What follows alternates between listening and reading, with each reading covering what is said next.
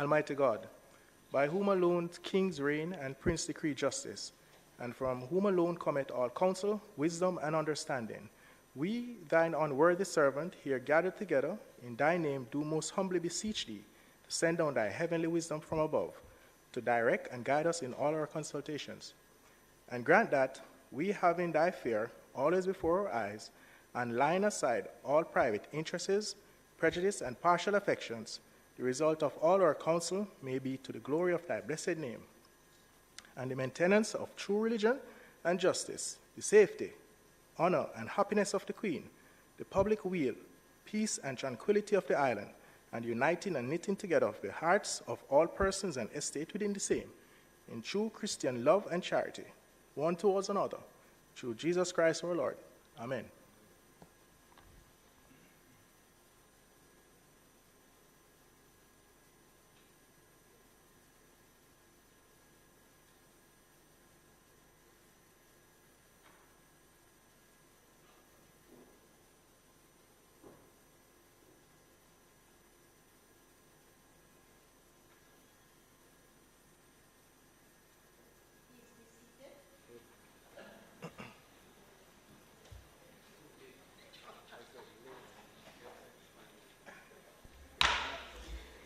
This Honourable House now resumes its sitting. Call of the roll. Mrs. Holness, Mr. Bartlett, Mr. Holness, Dr. Clark, Dr. Chang, Mr. Shaw, Mr. Samuda, Ms. Grange, Mrs. Williams, Mrs. Smallowfort, Dr. Tufton, Mr. McKenzie, Mr. Chuck, Mr. Vaz, Mr. Warmington, Mr. Charles, Mr. Green, Mr. Morgan, Mr. Hutchinson, Mr. Terry Long, Ms. Smith, Dr. Dunn, Mrs. Cuthbert Flynn, Mr. Main, Mr. Davis, Mr. Witter, Mr. Brown, Dr. Brown-Burke, Dr. Charles, Mr. Chin, Mr. Clark, Mr. Cousins, Ms. Crawford, Ms. Daly, Ms. Davis, Mr. Golding, Mr. Graham, Dr. Guy, Ms. Hamilton, Ms. Hannah, Mr. Henriquez, Mr. Henry, Mr. Hilton, Mr. Jackson, Mr. Lawrence, Ms. Lee, Mr. Miller, Mr. Montague, Ms. Morrison, Mrs. Nita Garvey, Mr. Paulwell, Mr. Phillips, Dr. Phillips, Mr. Robertson, Mr. Robinson, Mr. Siblist, Mr. Slowly, Mrs. Vaz, Dr. Wheatley, Mr. Williams, Mr. Wilson, Mr. Wright.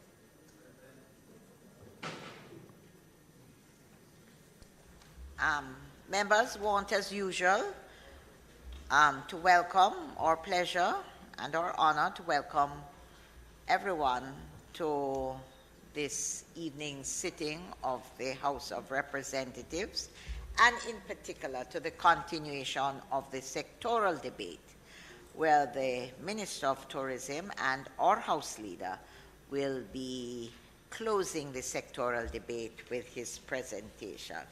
And as usual, a special welcome to those joining us online and YouTube, PBC TV, all persons who will in fact be joining us in our sitting of the House this afternoon.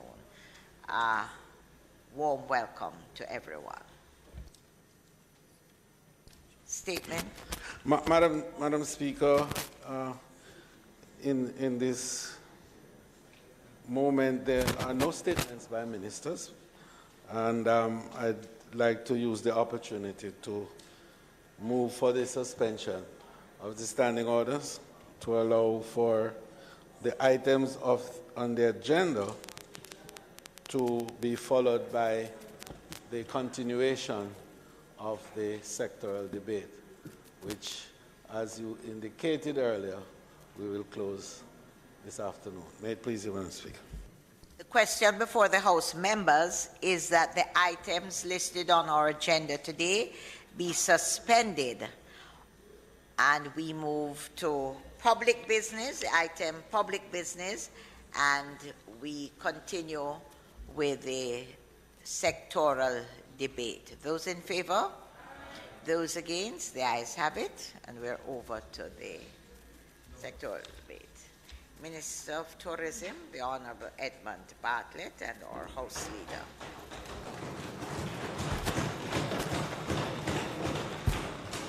Thank you very much, Madam Speaker.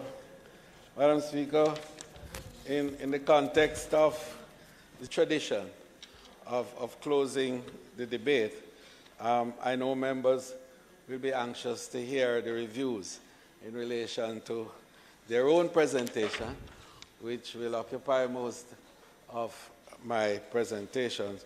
But you would permit that I do a little tapping up on the presentation, yes, and update the Honourable House on the performance of the tourism sector. So, Madam Speaker, it is with great pleasure that I bring to a close the sectoral debates for the fiscal year 2022-23. On behalf of the government, I wish to thank all of our parliamentary colleagues for their contribution in this year's debate. I think we will agree that the presentations have been informative and stimulating. Madam Speaker, I want to thank you in particular for your astute leadership and the guidance that you have given to us during this long period of the debate. I'd equally like to thank the Clerk of the House and her team, and to say that this Parliament is fortunate indeed to have a very competent and capable and efficient cadre of hard workers who continue to work with us during difficult, circumstances. I particularly want to mention, Madam Speaker, the difficulties of the period during the pandemic, and I'll say more about that when I report on the performance of the House later on in the presentation. But suffice it to say that for all of us in the House, as well as the staff, it has been a really trying period. But I think that, like the economy, we have recovered and we have bounced forward stronger and more efficient for our future. Madam Speaker, you note we are not using bounce back. We are bouncing forward. And that's very important. So, Madam Speaker, 24 members of Parliament, including 15 ministers and opposition members, gave their contribution to the budget debate. It can therefore be said that both sides of the House were afforded full opportunities to air their not just concerns and views and recommendations, but indeed their representation of the position, not just of portfolios, but indeed of the people who they represented. And that's important, Madam Speaker, because it makes the point about the importance of this chamber as a centerpiece for the expression of the democracy of our land. So these are extraordinary times, Madam Speaker, and this government continues to steer the ship of state through the ravages of COVID-19 pandemic and its rippling effects. I keep reminding everybody that COVID is still on. I am, however, happy to say that work goes on despite the related challenges. Therefore, in closing this debate, Madam Speaker, it is important that we recall and highlight some of the critical issues that were raised by our respective parliamentary colleagues. Later, I will also update this Honourable House on progress made in the provision of support services to the Parliament. Madam Speaker, I now start with the tourism sector, as I indicated earlier.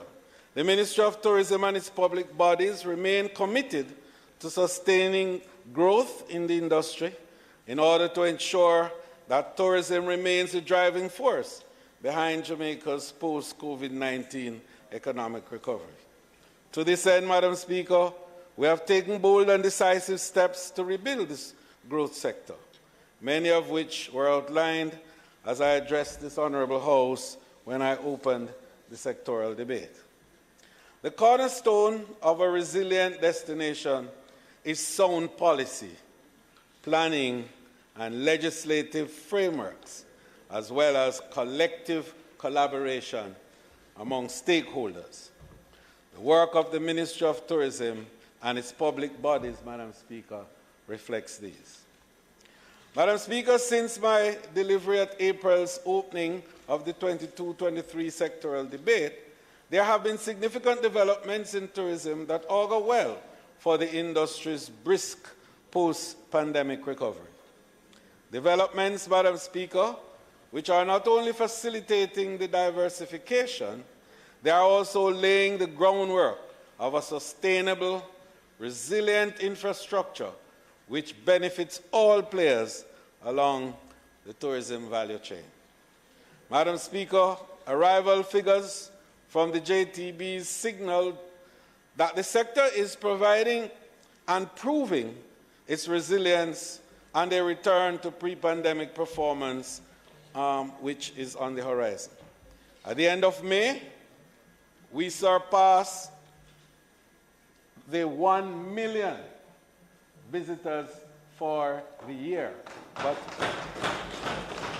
But Madam Speaker, that was with cruise added. Now, tomorrow, we will welcome the 1 million stopover visitor arriving at the Sangster International Airport. So, as a result of that, Madam Speaker, our projections for 3.2 million visitors to arrive this year is on track. And our total revenue provision of 3.3 billion, which would only be 400 million shy of 2019, which means, Madam Speaker, that by early 23, we would have been back to 2019 and now going beyond 2019 at the end of 2023. So, Madam Speaker, if we intended to maintain any semblance of the momentum, and you know we always do, we can safely say that well before 2024, we will have 4.5 million visitors and we will earn $4.7 billion for Jamaica. We are already seeing excellent signs of recovery, Madam Speaker, as the industry continues to drive Jamaica's post-COVID-19 economic recovery. The Planning Institute of Jamaica, PIOJ's latest economic performance update for January to March 2022 indicate that the real value added for hotels and restaurants, which is really how tourism is defined, increased by an estimated 105.7%. And Madam Speaker, I need to say more in terms of what that meant in terms of the overall outturn of the 6% growth that we achieved in that quarter. And just to indicate for the records that that performance in triple digits growth for tourism has been consistent with our recovery for the last 5 quarters. And it's significant that it is noted. So, Madam Speaker, we expect that this performance level will continue also in the second quarter, as the numbers that we have indicated to you for April to date are well in excess of the 2021 results. So, Madam Speaker, I want also to indicate that we are laying the groundwork now that is needed for the continuation of the robust recovery, and that we have been doing so by, first of all, hitting the market. Building the product locally is important, as you know, But new markets are beckoning us. And with the current economic clouds globally that are hanging, and because we recognize that disruptions are going to be a feature of the way forward, the resilience that we have built over time is telling us that we have to innovate, that we have to pivot, and we have to adapt. So we have to look to new markets. And I'm very pleased to advise the House that in the interregnum period, I led a team from the Jamaica Tourist Board to the United Kingdom, the United States, and then Dubai to explore investment and airlift opportunities to boost the tourism travel to Jamaica. In London, we locked in 6 days of back-to-back engagement with key stakeholders like Virgin Atlantic, as well as at interviews with major media outlets and travel writers. Madam Speaker, the UK is our third largest source market for stopover visitors, and this trip was critical to initiating discussions aimed at boosting arrivals and sector earnings. And during the UK leg of the Bliss, we were joined, of course, by our Minister of Culture, the Honourable Olivia Grange, and we were able to do 2 key events to launch the Jamaica 60 activities in London and Birmingham. Madam Speaker, just want to let you know that the drive in the UK for the 60th is seeing results already in terms of the arrivals, because in the months of February, March, April, and May, we are seeing record arrivals out of London. In fact, in February alone, we did the best February in the history of tourism coming out of the UK, when we had 18,000 visitors coming to Jamaica. So the 60th anniversary activities, Madam Speaker, is already showing results. We then went on to the US, where we conducted a huge program in the northeastern seaboard. Madam Speaker, the northeastern seaboard, which consists of the New York tri-state area, New England, Boston, is regarded as a breadbasket of tourism for Jamaica. And the arrivals from those areas are the weather vane in terms of how strong the US market is for us. And I'm very pleased to advise that all our engagements with JetBlue, with Flight Center Travel Group, and with all our partners, the indications are that Jamaica was leading the Caribbean in terms of bookings, and we are seeing it now in a summer that has started that promises to be the best summer in the history of tourism in Jamaica. The best summer. Madam Speaker, we went on to the first ever engagement of Jamaica in a full-time way with the Arabian travel market. And the Arabian travel market, Madam Speaker, is known for its connectivity with much of Asia, Southeast Asia, in particular India, and China, Singapore, Thailand, and those areas. But it also connects with North Africa and the Levant countries, that includes Turkey and Azerbaijan and Armenia and so on. And what it does is to enable us to engage with some of the major airlines of the world. And among them were Emirates, Qatar, Saudia, from Saudi Arabia, Etihad, and of course the Royal Jordanian Airline.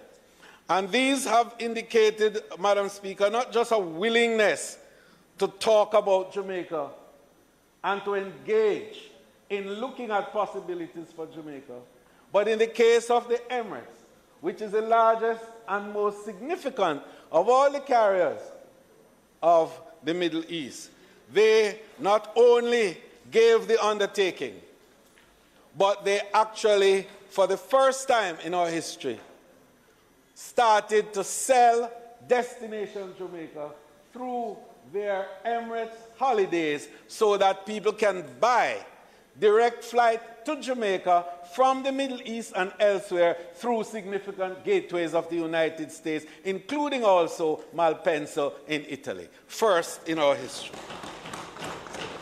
And Madam Speaker, just to indicate that the chairman of Emirates wrote me last week and restated the commitment and restated the action with regards to selling Jamaica, and also indicated a commitment to investment. And finally, to visit Jamaica during our 60th anniversary celebration. So we're looking forward to that, and if you know who that chairman is, I can tell you, he is one of the most powerful men in the entire Emirates. He heads Dubai World, he heads the Emirates, he heads most of the banks, he is Chancellor of the university, and he is the uncle of the Emperor, the ruler of Dubai. So when he comes, it's going to be investment. So, Madam Speaker, I wanted just to indicate that we continue to see now improvement in airlift in our region, and Jamaica is being established as the potential hub for aviation activities, not just for the Caribbean, but for the Americas. And this is very important because it opens the new window for multi-destination tourism, a discussion that we've been having for a while, and an objective that we have sought to have, but it has been eluding us. But with these mega airlines now being interested in coming into our space, and I just want to tell you that further to that, Madam Speaker, the investment interest from the Middle East is growing in the Caribbean. And I was able to have discussions with partners who I brought here earlier this year, and they are reviewing how they look at the Caribbean in terms of supporting the region with investments. You know, traditionally, some countries look at creating loan and aid, and which takes an eternity to happen and goes through all sorts of loops to do it. Well, the thinking now is that they want to support the Caribbean by investment, so that a special investment fund is being established for the Caribbean. And early in July, over 40 of them are likely to be in the Caribbean, and Jamaica is inserted in that process. So we must get our projects together and go to have discussions with those investments. Madam Speaker, this is a new moment and a new opportunity which we will grasp with both hands. So, Madam Speaker, in discussing then these broader areas of recovery strategies, by way of dealing with the investments that we've spoken about, and I think you've heard me say that 90% of the investment that we had in the pipeline before COVID-19 is still intact. We broke ground a few weeks ago for a 700-room hotel in Trelawney. I have another groundbreaking to do early next month for the big 2,000-room Hard Rock in St. James in Lilliput next month. We have 2,000 rooms under construction in Green Island as we speak for Princess. And we have another 1,000, and then we have another 1,000 under construction with Sandals International. So what we're saying, Madam Speaker, is that just in line within the next few weeks, we are having half of that 8,000 rooms that we're talking about in active construction, and the others are coming for sure. So in terms of that space, it's fine. So we have to look in the second element of our recovery is to make sure we bring the people along with us, to make sure that the players, the local players, you know, and in the context of the supply chain disruptions that we're talking about, And at a later point, I'll mention that it's not just now the physical goods and services that have been affected by this supply chain disruption, but the human capital has been affected. And I'll speak about that a little later on. But just to indicate that in order to build back down the capacity, I'm sorry, I changed that term, to build forward, to build forward the capacity of our small and medium tourism enterprises, because these are the real energy of tourism, Madam Speaker. It's not the big hotels and the large players. It's the multiple small players who abound all across the country, who are the custodian of the experience, and indeed ought to be the real beneficiaries of the industry. So we've been spending a lot of time in this recovery program with our small and medium enterprises. And I'd just like to remind us that we have $1 billion from the TEF that has been working with Exim Bank for the last 2 years. And here is the report: 162 loans to small and medium enterprises, amounting to $1.56 billion on lent to small enterprises and 72 beneficiaries overall. Madam Speaker, that has never happened in the history of tourism. So those who say that is a big man game, we're changing that game. This anti-holding government is changing that game. And we're bringing more and more of our smaller enterprises in. So, Madam Speaker, we are looking now, we put $200 million with the Jamaica National Small Business to be on lent to small transportation providers. That is the little taxi man and the juta man and those people. Madam Speaker, over the period, Jamaica National on lent a total of $900 million to 342 of those smaller. And if that wasn't enough, Madam Speaker, during the pandemic, as a means of giving support to the group, we offered another $1 million to be on lent to each of those who had difficulty paying back their loan at 0% interest with a moratorium of 8 months. I just want you to know that this is not a big man business. This is about making sure that the tourism value chain can in fact be accessed by the small and medium players of the industry.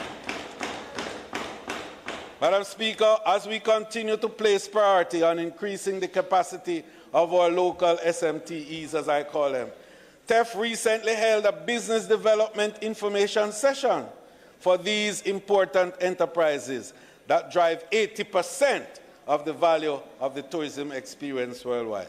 The session brought together key business development experts in collaboration with the TEF and highlighted the products and services available to the SMTEs to facilitate their expansion, such as competitive business loans, which I spoke about, the GOJ financing facilities, and vouchers. And I think the MBJ has this particular program where they provide vouchers to assist in building capacity of small enterprises for their management skills, to help them with accounting, to help them to understand how to make good decisions about the actual activities that they are to be involved in, how to train and to scale up their operation. And so, Madam Speaker, we are providing technical support in effective business marketing, to provide also testing services and product standardization services to ensure that the products meet the standards of the market. So the Business Development Information Session was an initiative also of our Tourism Linkage Network, which in collaboration with the Development Bank of Jamaica, Exim Bank, the Jamaica Manufacturing Exporters Association, the Jamaica Business Development Corporation, Jamaica National Small Business Loan, and the Companies Office of Jamaica. You see the confluence of economic and financial expertise and capacity that we've brought to the avail of the small and medium enterprises. So, Madam Speaker, we are putting them on a track where they will be in a position now to deal with the shortages we're talking about. The supply disruptions that have happened, so that we will strengthen the linkages between our farmers, the manufacturers, the producers of goods and services, and hoteliers, that all of us now can become part of this whole process of ensuring that Jamaica has the capacity not only to respond to the supply shortage that we're talking about, but to keep the country on the cutting edge and to make Jamaica a destination where people know once they go, they are going to be taken care of, as we say, is the country of our right. So to this end, Madam Speaker, the government is moving to develop now a logistics supply hub. And I'm sorry that the member from St. Andrew Western isn't here, and I know where he is, because we were there this morning. And I left him there with his 876 logistics. And, but I think, Madam Speaker, it was good to hear the member reference this innovation on the part of tourism and the establishment of the Supply Logistics Center in the Free Zone, the purpose of which is to enable our local suppliers to scale up and to be able to respond effectively and well to the call and the demand that this particular disruption is causing. So Chairman Bagaloo and his team are meeting, and to respond to the member, yes, we are going to include, certainly we'd love him to be on, but certainly his nominee, so that we can broaden, you know, the range of input in this very important area of development, and also to bring bankers on, because bankers are going to be key to enable us to get the funding and financing that is required.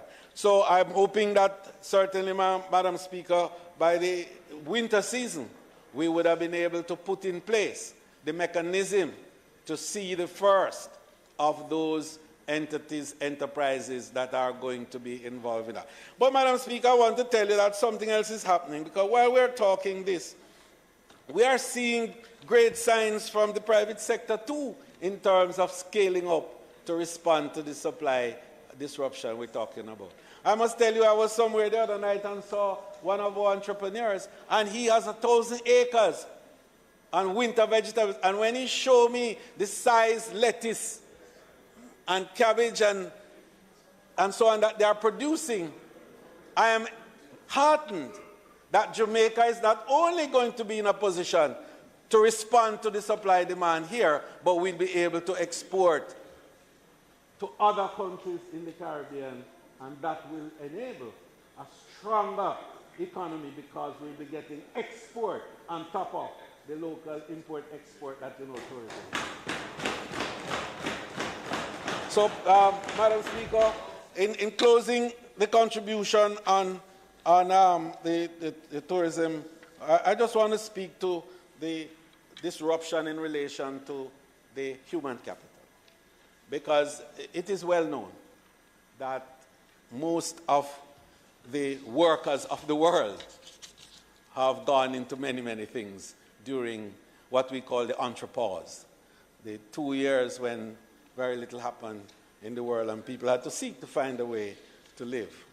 And so what happened during that period, Madam Speaker, in the case of our own situation, is that a number of the hotel workers either migrated or went into other businesses or sought employment in other industries, chief of which, of course, was the BPO and so on, and the technologically driven industries.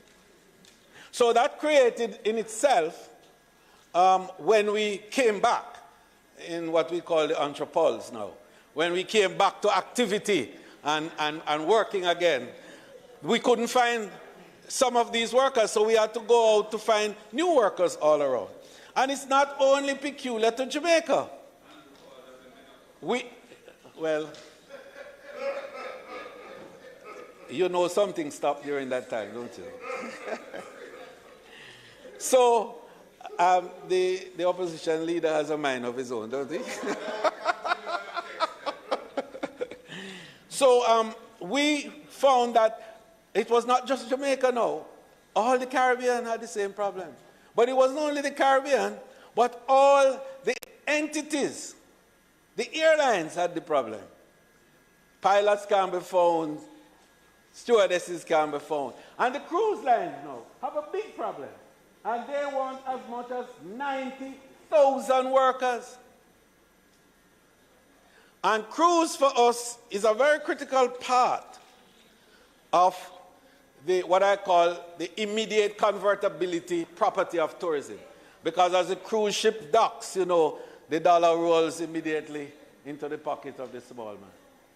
And so cruise represent 30% of the arrivals of our visitors. And is a very significant part of our process. The truth is that if the cruise lines are not staffed, we have a problem. Because they can't come to our destination. And therefore, I know what the feeling is. Because we already have a problem here in terms of our own, what I call negative employment. But there are a host of other people who are in other areas of the city, of the parishes, of the island, that are not directly into tourism. And the good news is that the cruise is saying that you don't have to have tourism experience. We will train you. They are saying you don't have to have a degree. We will train you. You don't even have to have a high school certificate. We will train you. And so they say to us, look, we are willing to do two things. One, we will train them, we will deal with their medical arrangements, and we will transport them, we'll send the plane for them and take them back afterwards. But they said something else which was important to me, is that they said that we will make them participate in your pension plan.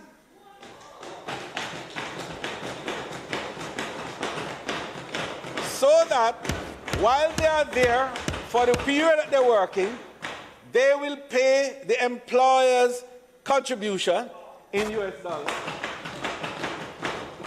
and also their contribution. So Jamaica will benefit from both the remittance that will flow from the workers as well as the direct contribution to a pension plan.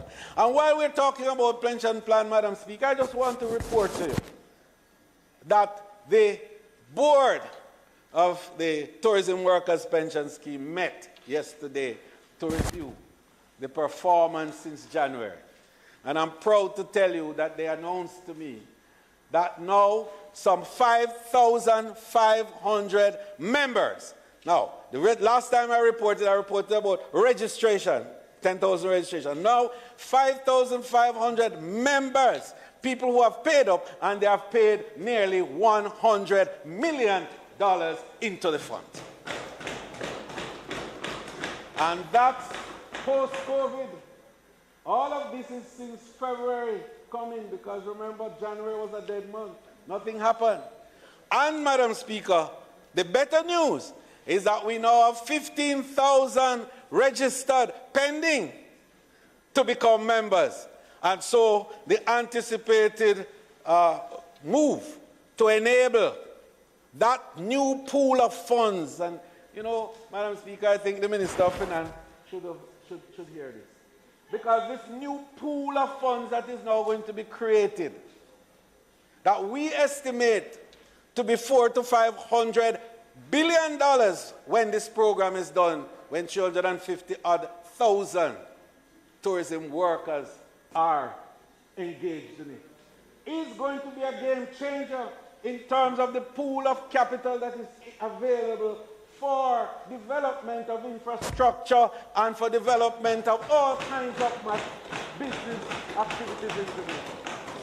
And as the economists will tell you, Madam Speaker, that the power of this is that it allows for an economy to really grow when the domestic savings become the pool of funds for investment.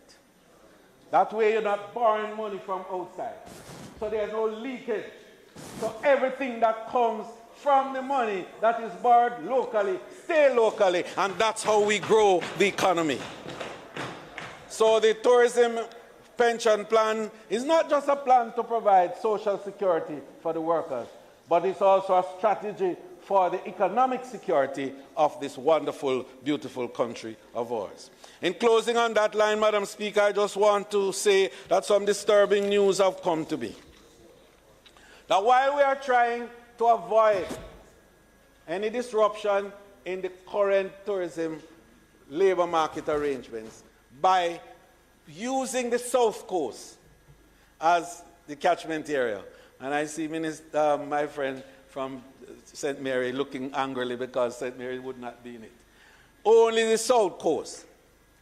We are hearing that there are unscrupulous people who are trying to fleece the poor people by collecting money from them to have their names written down. We are going to, once it comes properly to it, we are going to make it known. And besides, we are going to advise the crews. Yes, once you find them. I mean, it is a travesty that we, as a country, can't go to get benefits for each other without finding a way to fleece each other. And I really want to say to you that it pains my heart greatly. Madam Speaker, these documents which we have tabled today are really toolkits that we are providing with our small and medium enterprises to help to scale them up and to build their capacity to respond to crisis and to build capacity to deal with risk management, especially around events like hurricanes and so on that we know we are in the season. So, Madam Speaker, I now turn to the budget in its wider sense and the responses. Madam Speaker, the Office of the Prime Minister, ably represented by a number of our key ministers without portfolio, gave us a full statement of how indeed we are responding to our Prime Minister's powerful strategy for growth and development with the acronym SEEDS, SEEDS. So the national identification NIDS, which is being implemented by the Prime Minister's office, is one step closer, Madam Speaker, to becoming a reality. As you know, the NIDS is intended to provide a comprehensive and secure structure for the collection and storage of identity information. The voluntary system will also allow for electronic document signing and secure online access to a variety of government services. Knowing each other, identifying each other, and being able to do that in a safe, secure way, Madam Speaker, is the surest way of dealing with these miscreants that want to indulge in identity theft. And also to rob some of the poor people because they are not properly identified and therefore they don't have access in the way that they should. This, Madam Speaker, ably presented by the Honourable Floyd Green, unveiled to the country the design for the first national identification card, which is engraved with national symbols and has 26 security features. 26 security features. We indicated that we're not just doing it like that, but we are providing, Madam Speaker, a period of sensitization to familiarize our people with the visible level 1 security features. So the first NIDS pilot enrollment site is set to open in Kingston and St. Andrew in August 2022. We will sign an MOU with financial institutions in the coming weeks to participate in this new national project. Madam Speaker, not to be outdone, Next year, we will launch a new bedside registration app to capture childbirth information immediately. And that's a big deal, Madam Speaker. Because, you know, this morning when I was coming from the ICE conference in Montego Bay and we drove downtown, we saw a large gathering of little people at police stations and at other stations around. Doing what? Seeking to find birth certificate and to find identification so that they can transact business. Some reality of our own social situation, Madam Speaker, are not exactly exciting to recall. And that there's so many people who were born and almost destined to remain unseen, unheard, and unsung. But this method of enabling for registration will bring identity to everybody in Jamaica, and this is very important. So, Madam Speaker, during this fiscal year, we'll also provide free birth certificates to over 11,000 undocumented Jamaicans. And this will be made possible by the 50 million Project Birthright Initiative, which will provide the important document to eligible Jamaicans who earn less than a certain amount. So we're not just looking to look after those who can afford, but everybody, whether you can afford it or not. So proud of you, Minister Green and the team. Madam Speaker, the National Housing Trust from the Economic Growth and Job Creation Ministry has pledged over $37.8 million to the National Squatter Survey, which aims to help with the classification of squatter settlements into tiers, to help with planning, to create a geodatabase using settlement boundaries and household data, and to inform the National Squatter Management Policy and Implementation Plan. In addition to the work being done by the Housing Agency to increase the housing stock, the Ministry Projects and Technical Services Branch is also undertaking construction and infrastructure installation in several areas through infills.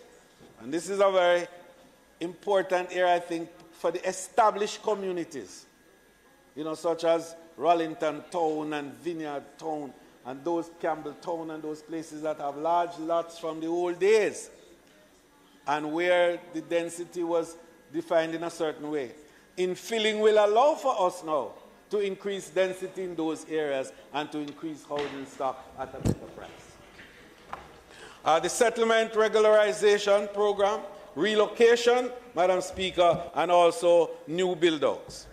So among the projects is a 55 million infrastructure installation for 26 service lots in Pemberton Valley, Arokobesa, St. Mary. The project was completed, Madam Speaker, in the fiscal year 21-22, and the lots will be sold on open market.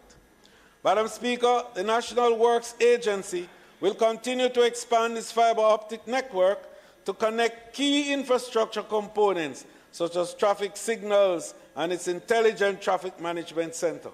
Minister Warmington also informed this Honourable House that government through the NWA would continue preparatory work for the construction of several bypasses to improve travel time and create a potential for expansion of several townships, including Lucy and Hopewell in Hanover, Anato Bay and Port Maria in St. Mary, and Port Antonio and Santa Cruz in Portland and St. Elizabeth, respectively. He also pointed to plans to prevent flooding in certain flood-prone areas of the country. Madam Speaker, at a cost of more than $3.4 billion, the National Water Commission has substantially completed the transmission main from 6 miles to downtown Kingston. Madam Speaker, that is a mega development in almost record time. Madam Speaker, one of the major transmission mains serving Kingston and St. Andrew is that area, and it covers a wide range of our population of our city. The entity also rehabilitated the Constant Spring 5 million gallon treated water storage reservoir. So, Madam Speaker, the National Water Commission is continuing to fulfill its mission in providing water for the country. Madam Speaker, we anticipate that significant work on the first two tranches of the Southern Coastal Highway, that is a CHIP program that you hear we talk about, totaling approximately $11.5 billion, will be completed by March 2023. The Southern Coastal Highway Improvement Program, our flagship road project, is being implemented in 3 stages. Part 1 is a 28-kilometer roadway from Maypen to Williamsfield. Part B is a 17.4 kilometers from Harbour View to Yallahs Bridge. And Part B, 3 and 4 is a 123.65 kilometers roadway from Yallahs Bridge to Port Antonio and Morant Bay to Cedar Valley. Madam Speaker, this is the most comprehensive highway development project since independence, for sure. The builder himself is in charge of that one. Madam Speaker, the Digital Transformation Support Program for micro, small, and medium enterprises is being developed to assist in the adoption of technological solutions that will improve sustainability and accelerate the sector's growth. The Ministry of Industry, Investment and Commerce is leading the initiative, which will include the integration of specialized digitization business development support with the support of the UN delegation to Jamaica and the Planning Institute of Jamaica.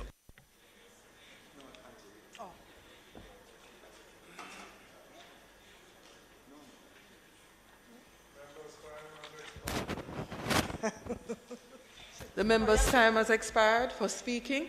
No. Madam Speaker, I now ask that the minister's time for speaking be extended, sufficient to allow him to complete his presentation. The question before. The question. Well, thank you. Thank you. This is, Madam Speaker, would you? The question before the House is that the minister's time be extended to allow him to complete his presentation. Those in favor? Aye, aye, aye. Those against? The ayes have it. Madam Speaker, this is truly unprecedented. But it is a welcome innovation in that if we can have bipartisan support on these matters in the House, there's no other reason why we can't have bipartisan support in many, many other things. Madam Speaker, Minister Dunn, and I think I wanted to mention him. No, I mentioned Minister Dunn because no, I'm allowed to do so because the member from St. Mary's Southeastern, and that's the proper designation, and Minister of State for Industry, Investment, and Commerce, noted that inspection matrices and protocols have been finalized to import efficiencies and improve, Madam Speaker, efficiencies in the physical inspection of commodities at borders by border regulatory agencies in order to facilitate trade. And this is very important, Madam Speaker. He said the Veterinary Services Division, the Food Storage and Prevention of Infestation Division, the Plant Quarantine Produce Inspection Division, and the Department of Public Health all signed MOUs to allow these, what we call BRAs, to share inspection responsibility. That is bringing together, Madam Speaker, the whole of government to ensure that there's efficiency and seamlessness in the provision of the services of government. Now, that's very important. Madam Speaker, in the area of education, youth and information, the Honourable Favour Williams, the member from St. Andrew Eastern, announced that approximately 87,446 students have been re-engaged through the Ministry of Education and Youth. What she said, yard to yard. Yard to yard. And the purpose, of course, was to find every child. So the Find a Child initiative is a big part. And the reason was simple, that coming out of the pandemic, again we speak about that counterpart, there was disruptions, and there are a number of students that we couldn't finally account for them, but a yard-to-yard initiative, which enabled us to go house to house, would enable us to find the children and bring them in the education stream. So during the pandemic, she said approximately 120,000 primary and secondary school students did not attend classes online or through other means. Prior to returning students to full-time face-to-face classes, the ministry launched this yard-to-yard Find the Child initiative, which involved 108 social workers and 580 housing opportunity production and employment, that is HOPE students, for 3 months at the cost of $103 million. Another significant outcome is that schools across the island are expected to develop their intervention plans using the National School Learning and Intervention Plan, the NSLIP, which was developed by the Ministry of Education and Youth to guide curriculum management in schools. The NSLIP indicates extra teaching time for students through summer school and extra lesson homework programs, psychosocial engagements, parental engagement, strict attendance monitoring, the provision of digital learning resources, a robust accountability framework, and a focus on customized learning based on assessment data. Madam Speaker, this is work, hard work that is being done to ensure that we can bring back the students who have been affected by the pandemic. This fiscal year, Madam Speaker, the ministry received approximately $365 million in budgetary support for its scholarship program. The program offers a variety of scholarship opportunities to students who want to pursue tertiary education. Madam Speaker, in the transport and mining portfolio, the member from Northeast Manchester shared that the Jamaica Urban Transport Company, JUTC, plans to add new buses and alternative fuel to its fleet. The procurement of 50 new buses, 5 electric and 45 diesel, have been fully approved, and the suppliers have been notified of the award. This means, Madam Speaker, that everything is in place for the buses to be delivered within this fiscal year. The minister also confirmed that Wi-Fi has been installed in 350 buses, with approximately 170 buses maintaining active internet connectivity, technology in our buses. During this fiscal year, the digitization of operations will also be extended to a further 7 examination depots.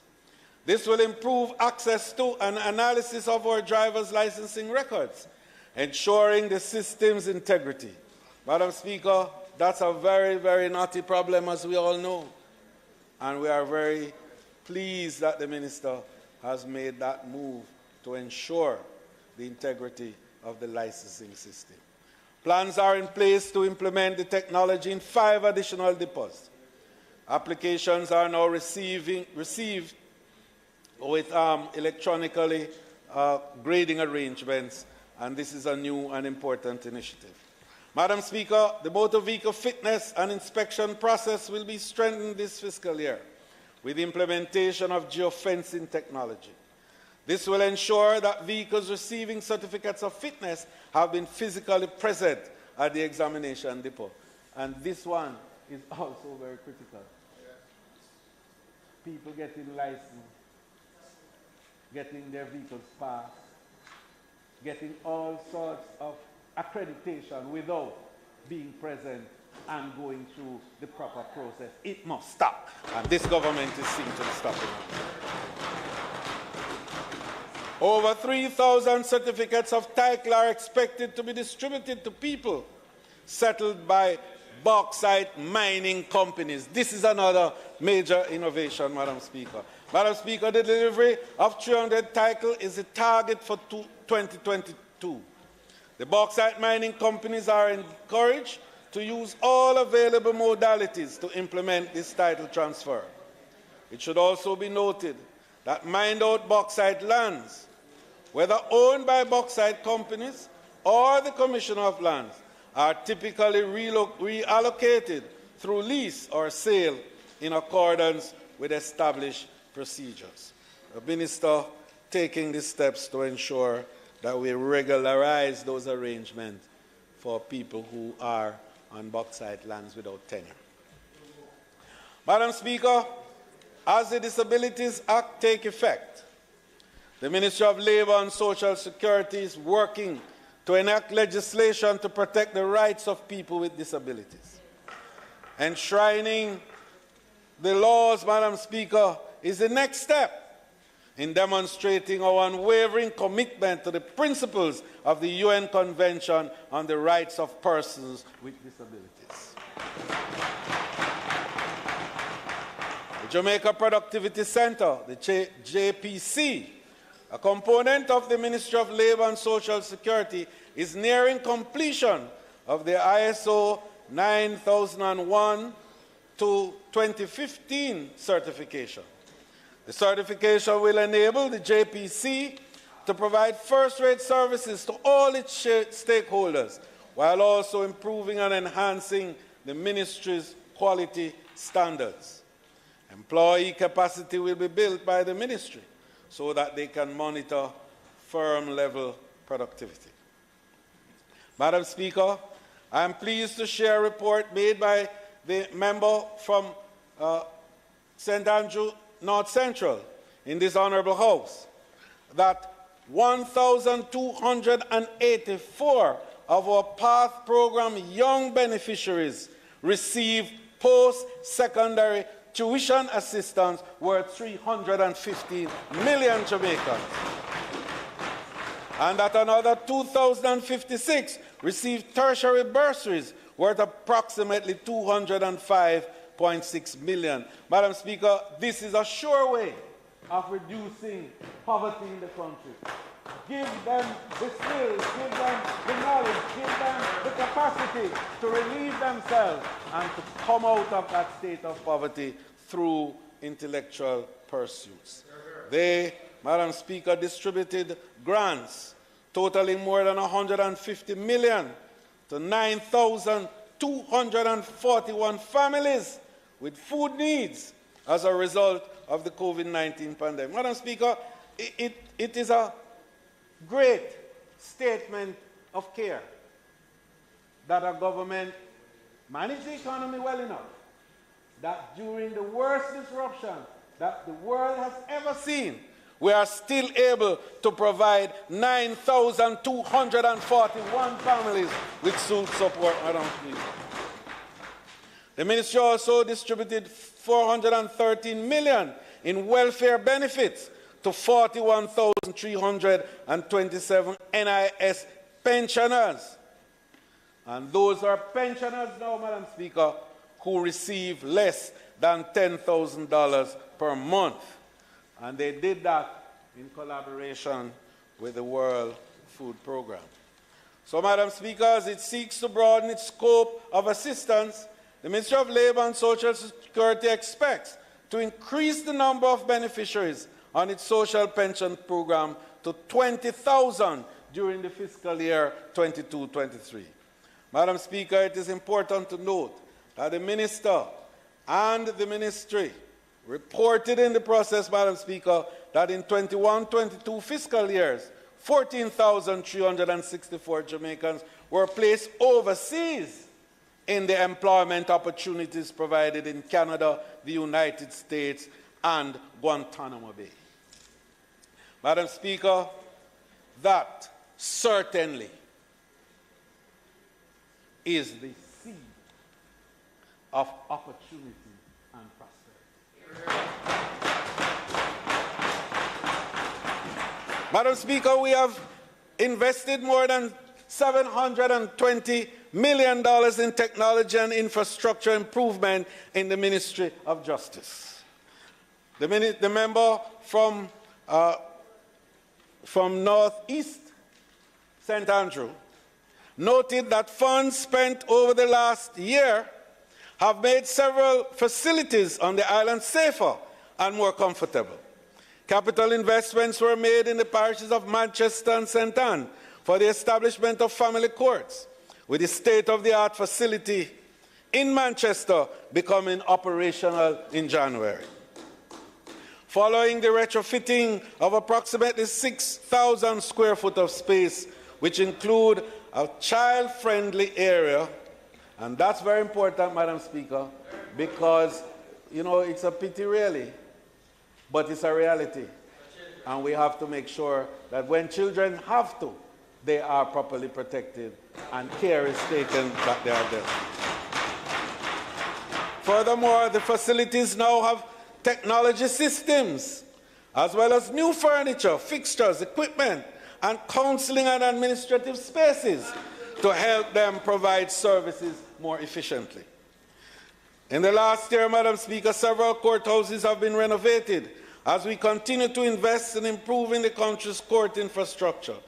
Air conditioning units were also installed and repaired at 7 parish courts, including Portland, St. Thomas, St. James, and Kingston and St. Andrew, as well as plumbing repairs at the Courts of Appeal and the criminal divisions of the KSAC Court. Absolutely. Madam Speaker, in addition, works in the Clarendon Parish Court's major renovation and retrofitting will begin in December and soon be finished. Oh, sorry, it began in December 21 and now will soon be finished. The approximately $120 million investment include, among other things, the construction of additional public restrooms, the retiling of walkways and corridors, and the installation of additional water storage capacity, air conditioning unit, and an elevator to help physically challenged people gain access. So very, very important. During the new fiscal year, we are attempting, says the Minister, to reach out to more Jamaicans through its restorative justice, child diversion, and victim support program. Very critical. The Restorative Justice Unit intends to hold 1,260 sensitization sessions and 2,400 case references. Madam Speaker, the Minister said that the Administrator General's Department over the last 10 years closed a total of 5,600 cases, while a total of 3,470 new cases were taken on. This resulted, Madam Speaker, in a net reduction of 2,130 cases.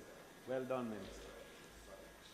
Madam Speaker, the Ministry of Science, Energy and Technology indicated that the Post and Telegraph Department has connected some 73 post offices across the island to the Internet as it works to automate its services in order to transform into a modern, agile postal service provider.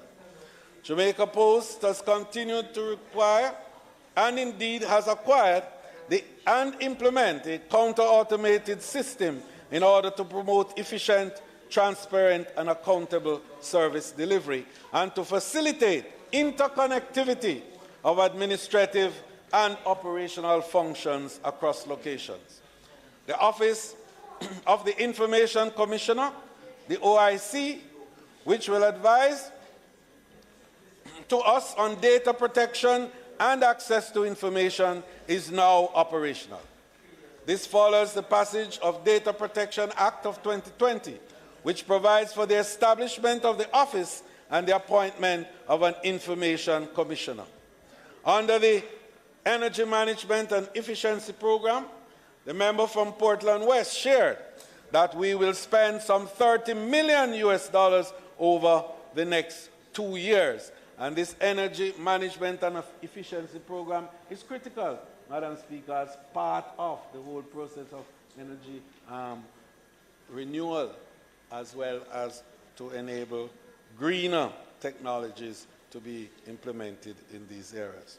The program, Madam Speaker, is a collaboration between the Inter-American Development Bank, the Japan International Cooperation Agency, JICA, the European Union Caribbean Investment Facility, and the government of Jamaica.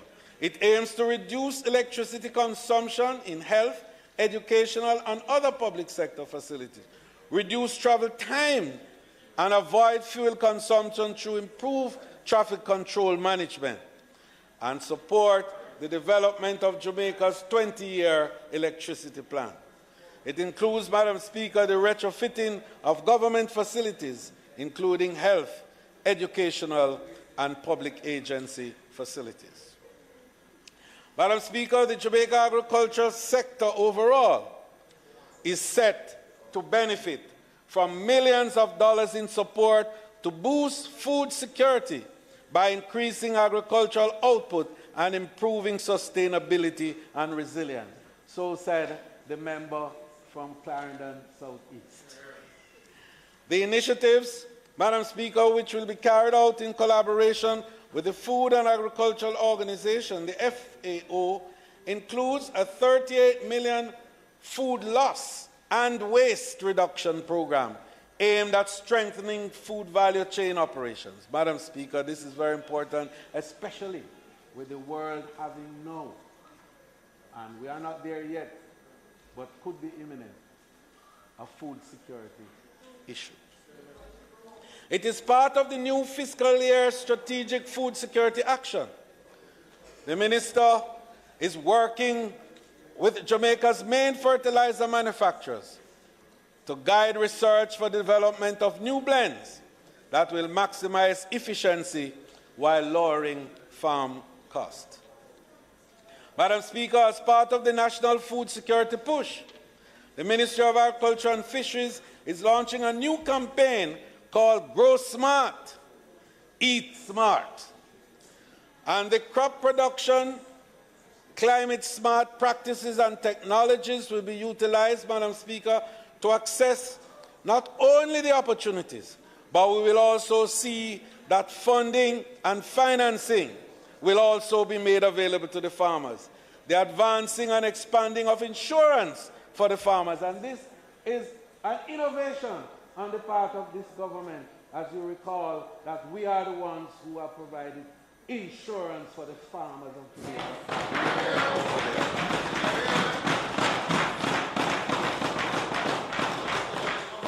And Madam Speaker, this is important, especially because of the focus that we will have to put on Pradle last night. And that, Madam Speaker, is perhaps the biggest deterrent to the food security capacity that we want to build for our country. Madam Speaker, the minister announced that they will also develop a national farming trust and expand fisher folk and fisher farmer insurance. And the fisher folk insurance is key. And the minister was very clear to point out the big emphasis that is going to be on fisheries, because it is not right for an island state with a special economic zone 25 times its size, with fish passing by us, tuna and others in shoals going elsewhere, not to be self-sufficient in fishing. And this minister is committed to that process, Madam Speaker. So, Madam Speaker, we expect a new thrust in the area of cost funding, in particular for our small farmers. And the minister has announced that he is now preparing 1 acre, up to 1 acre of land, free of cost, for 5,000 farmers, targeting youth and women. And this will cost, Madam Speaker, approximately $63 million. Madam Speaker, another truly noteworthy development is that RADA mobile app automated biometric identification system, the ABIS, will be launched to bridge the gap between the farmers and technical support by generating digital information from farmers to shape support and programs, access farmers' record, and RADA guides for new and young farmers. Madam Speaker, this is in addition, I know, to the already app program that they have called Alex, which is connecting the small farmers to the hotels and to the buyers, so that the farmer in his community can take up his cell phone, make contact with a buyer, deal with the whole issue of supply, and have his money paid to him in similar form. This is technology at work, and the new minister is committed to enabling the farmers to access that technology. Madam Speaker, despite 2021's numerous challenges, the minister was able to indicate that the ministry achieved a 7.9% growth in the sector. Madam Speaker, the Ministry of Health and Wellness, the member from St. Catherine, West Central, is working to eliminate unhealthy industrial trans fat from the Jamaica diet, and has begun the process of determining how much of the food Jamaicans consume contains this ingredient. Trans fats were found in 117 of the 296 food samples, or 39.5% of commonly consumed foods in Jamaica, according to the key findings of a study conducted by the National Health Fund and the University of Technology. This year, the minister indicated that discussions about front-of-package labeling will continue. The goal of front-of-page packaging labeling is to provide the consuming public with information on the sodium, salt, fats, saturated fats, trans fat, and sugar content of pre-packaged goods, thereby assisting people in making healthy decisions and reducing the cases of non-communicable diseases. Very, very important. And of course, obesity. Madam Speaker, over the next 10 months, an additional 1,000 surgeries will be performed in the public health system as part of a special initiative called Code Care. The intervention aims to clear the backlog of elective surgeries caused by the coronavirus priorities that many hospitals had to have in favor of these areas. And Madam Speaker, I want to use the opportunity to say to the nation how grateful we are to the Ministry of Health for helping us to navigate this pandemic in the way. And Madam Speaker, just by way of allowing me a little second away from the script, is that as a result of that tremendous work that health has done, we were able to balance health with livelihood. And today, our economy is rebounding, and Jamaica is well set to navigate disruptions that are coming in the future. And I want to give credit to the ministry. Madam Speaker, the Ministry of Local Government, Madam Speaker, led by the member from Kingston West, spoke, Madam Speaker, under what is called the Paint City Initiative. And that initiative, Madam Speaker, is to provide a $298 million program to transform urban spaces. And he mentioned Crab Circle near Heroes Park Circle, which he said got big support by Campari, Ray and Nephew. And then Carter Avenue of Hagley Park Road in Kingston. Then Brownstown in St. Anne, and Lucy in Hanover, are among the areas that have been transformed.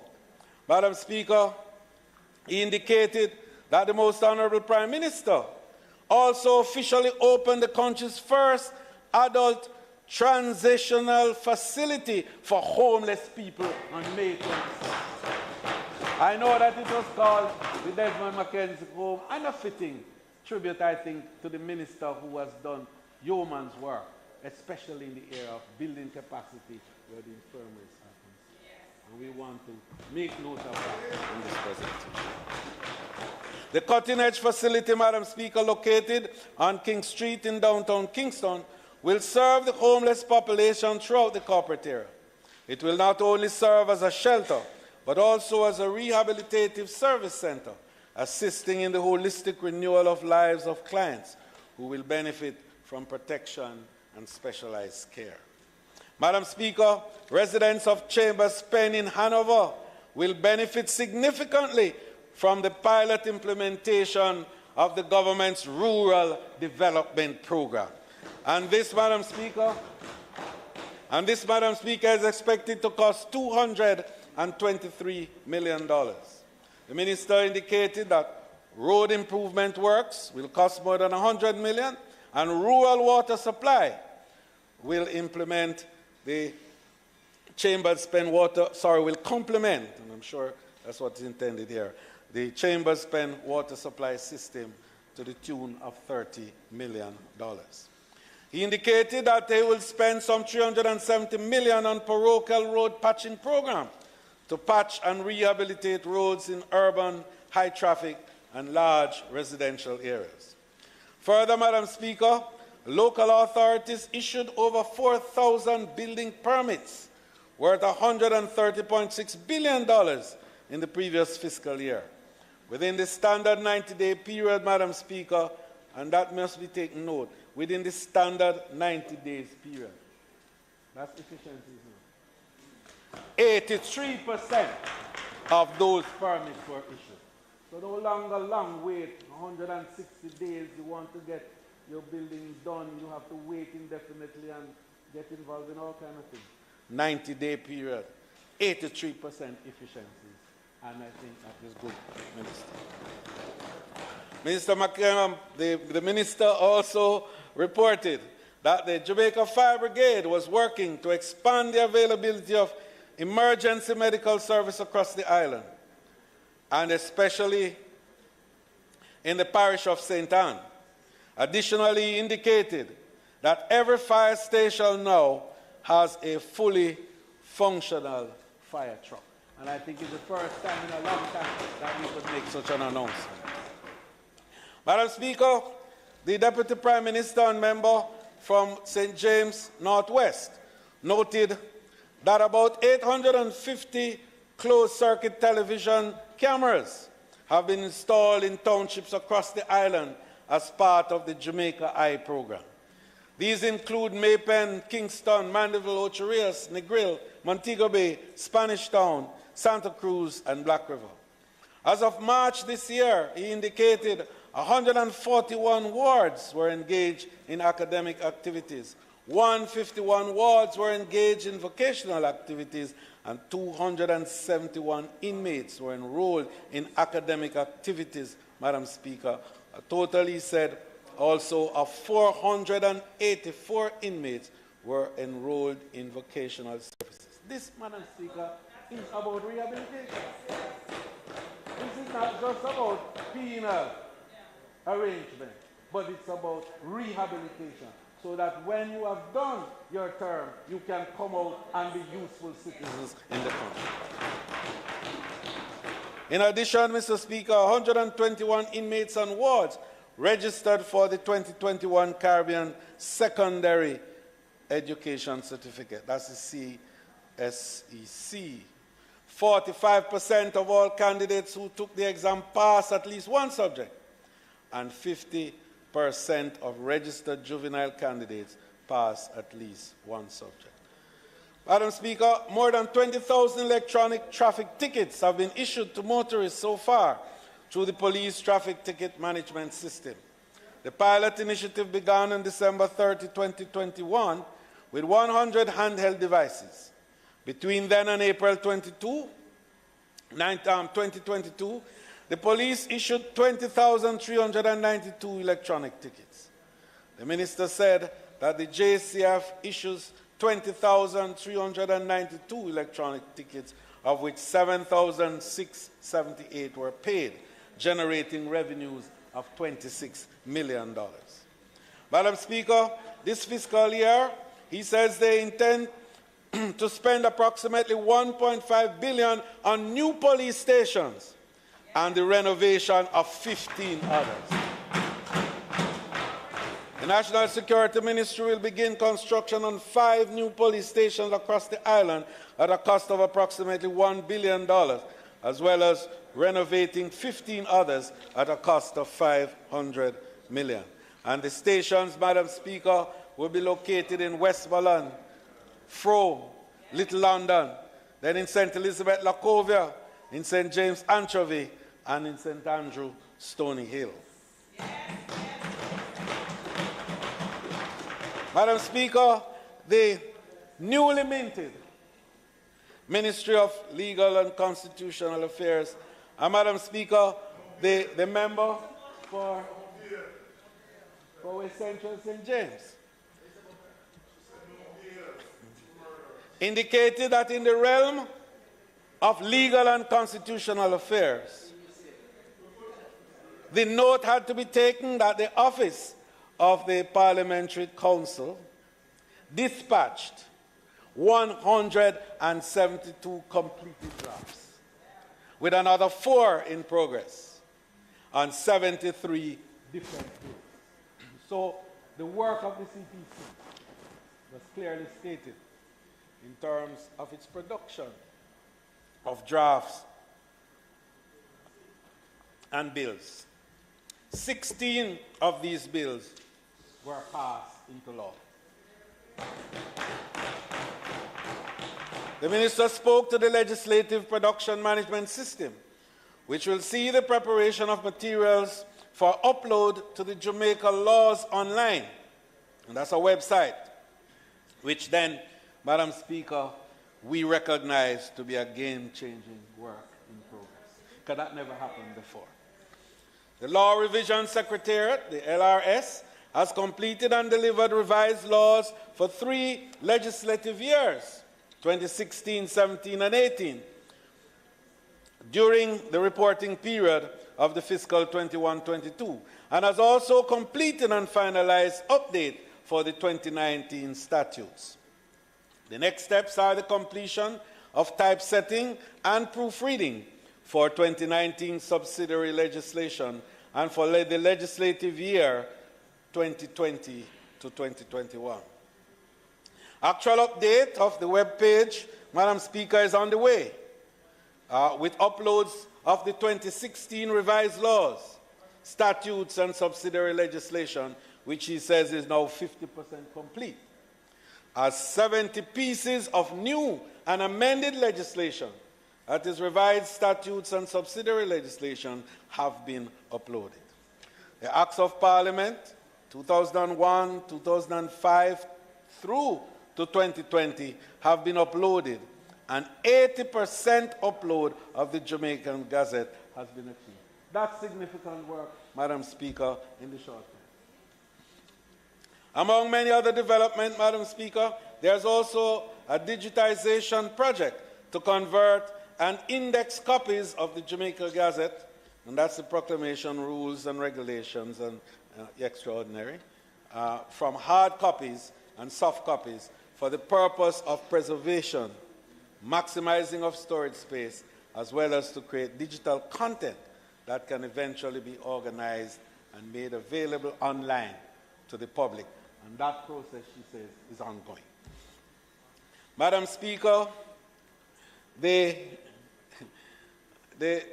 newly minted minister, I would say in Shakespearean style,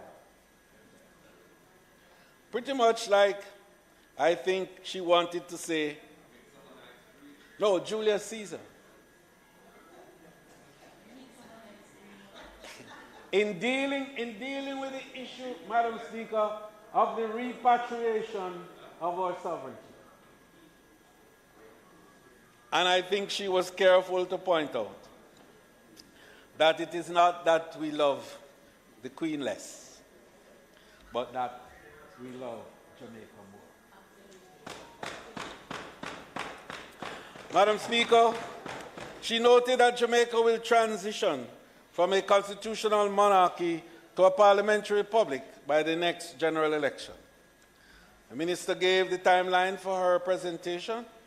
She said that the goal is to produce a new constitution of Jamaica, enacted by the Parliament of Jamaica, to inter alia establish the Republic of Jamaica as a parliamentary republic, replacing the constitutional monarchy and affirming our self-determination and cultural heritage. Indeed, Madam Speaker, the repatriation of our sovereignty. Madam Speaker, the Minister advises the Honourable House that the work to achieve this goal has formally commenced.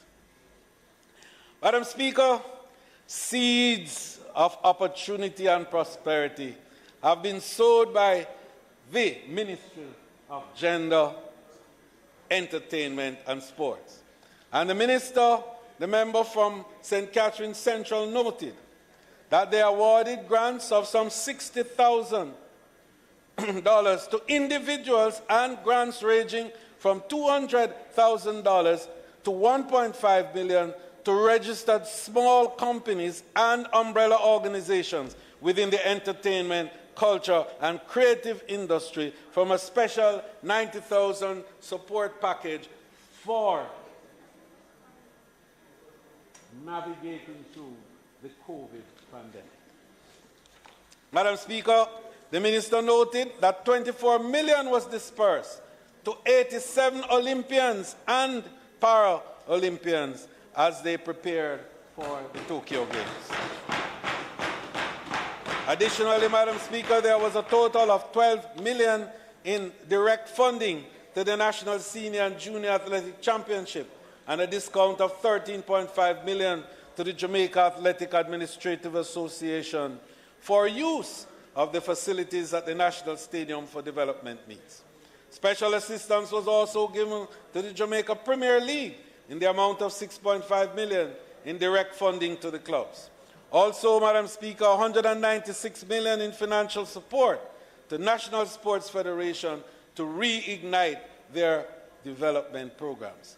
Madam Speaker, a total of $406 million in grants was given for sports, which also included assistance to retired and active athletes and sports personnel in the amount of $11 million from the welfare fund of the SDF. This is, Madam Speaker, a minister with a heart and really responding to the plight and need of the athletes who are outside and who are drivers of Brand Jamaica out there. Madam Speaker, the Minister also noted her intention to build out a program of support in partnership with the Ministry of Labour and Social Security for sports, culture and entertainment practitioners who fall on hard times. Government with a heart. Madam Speaker, the Minister also noted that the Jamaica Athletics Insurance Plan have improved, boosted by a new contract for the provision of group health, group life, and personal accident insurance coverage to allied insurance brokers for the period February 1, 2022 to January 31, 2025 for $38 million. The Minister also noted that a new training and daycare facility was opened in Santa Cruz, St. Elizabeth, where adolescent mothers will be able to rejoin the formal school system and complete their studies. A nursery was also opened at the Mandeville Centre in Manchester to provide a safe space for the babies while their mothers attend classes. Madam Speaker, as we all agree, the Minister noted that our nation's 60th anniversary of independence is a significant milestone in the life of our country. And so, Madam Speaker, this will be celebrated not only in homeland here, but across the world, especially in the areas where diaspora is strong, the United Kingdom, the United States, and Canada. Jamaica's rich culture and heritage will be on show from July 30 to August 6 as the country celebrates 60 years of independence. Madam Speaker, activities include, of course, the Jamaica 60 Independence Village, which will be staged at the National Indoor Sports Center. The Minister noted that the village will feature daily activities and nightly entertainment, including the Miss Jamaica Festival Queen Coronation, Mellow Ground, a Phil Night, a Jamaica Music Through the Years Night, among many other activities. Madam Speaker, the seeds as we celebrate Jamaica 60 are truly sown. Madam Speaker, I also want to highlight some strong points from members of the opposition, as they too, Madam Speaker, saw and appreciate the seeds of opportunity sown by the Prime Minister and other members of the House. Madam Speaker, the spokesman on transport and member from Manchester Northwest stated that the $5 billion budgeted for roadworks of 22 to 23 may be insufficient to enable proper road maintenance and rehabilitation, particularly in rural areas. And Madam Speaker, we want to make the point that we had to pull not just the areas where the opposition oppose, but where they propose, because we think that the essence of this democracy lies in those two, not us to oppose, but also to propose. And in that context, I think the member from St. Mary Central and opposition spokesman on health urged the government to ensure direct budgetary allocation for the National Health Fund from central coffers to meet the increased demand for drug subsidy, of which he says is now 700,000 people rely. He also called for immediate action to increase the number of renal dialysis units on the island in order to adequately treat the growing number of Jamaicans suffering from renal failure. The member also advised the government to ensure that proper logistics arrangements are in place to ensure adequate supplies of all childhood vaccination, which, given the current global supply chain disruption, and to avoid a repeat of the country's shortage of BCG vaccine, which occurred last year. Madam Speaker, the member from St. Anne Southeast and opposition spokesman on foreign affairs recommended that the country focus on medical tourism and tourism for wellness. She said that an environment must be created to facilitate investment opportunities to build and grow our economy in various innovative activities in which Jamaica might have a competitive advantage.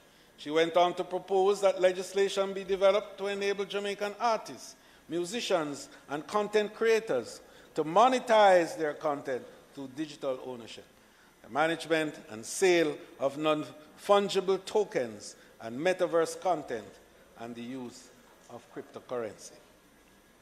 Madam Speaker, the member from East Kingston and Port Royal called on the government to explore small-scale mobile nuclear energy options, to maximize carbon credit earnings in the world market, and to aggressively push for electrification of the public transport sector. He predicted that a combination of these ideas would achieve what he called a quantum leap in the right direction through savings for Jamaican households and businesses, greater efficiencies across the micro, small, and medium-sized enterprises, and the preservation of cash for retooling and reinvestment by large companies.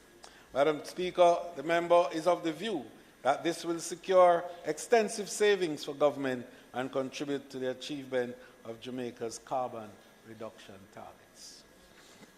Madam Speaker, the spokesman on investment, industry, and logistics highlighted concerns regarding the ripple effect of the supply chain disruption globally and its impact on Jamaica. The member noted that a call for the establishment of a committee to set up in Jamaica a logistics center to ensure the availability of supplies and goods and services for the tourism sector is, in our drive for economic recovery, is one that he supports. And he says that the solution is clearly needed for these small and medium-sized hotels and offered to be part of that process. He noted, Madam Speaker, the opposition's agreement that the immediate economic recovery for Jamaica lies to a great deal in the recovery of the tourism sector. The opposition member noted that they should be invited to contribute to the shaping of the term of reference of the proposed committee and to play an integral role in what must be exercised an all-hands-on-deck approach to dealing with critical issues. And we all say yes to that. The member also proposed an action plan for fixing the supply chain challenges. Madam Speaker, I believe that in all of this, we have seen in this budget debate overall a confluence of ideas and a determined position that together we can recover and recover stronger. Madam Speaker, the sitting of this Honourable House, and I want to spend a minute on this Parliament because I think it is valuable that we so often berate our own selves and speak with less than what I say appropriate references the performance of this House. And we sometimes agree with others outside that we have not performed. So sometimes we need to take a look at what we really did and to use that as a benchmark to guide better performance as we go along. Now, Madam Speaker, this Honourable House has enabled us, in fact, to assemble and promote and safeguard the interests of persons who sent us here to perform legislative and oversight duties on their behalf. It means that our approach to the business of the people should reflect professionalism, and our duties should be done efficiently and in an orderly manner. We have made strides, Madam Speaker, in getting our sittings underway at the appointed hour. And I want to use this opportunity of saying that this Honourable House, perhaps, is maybe the only one in the entire region that can boast an on-time commencement at every session in the last 2 sessions.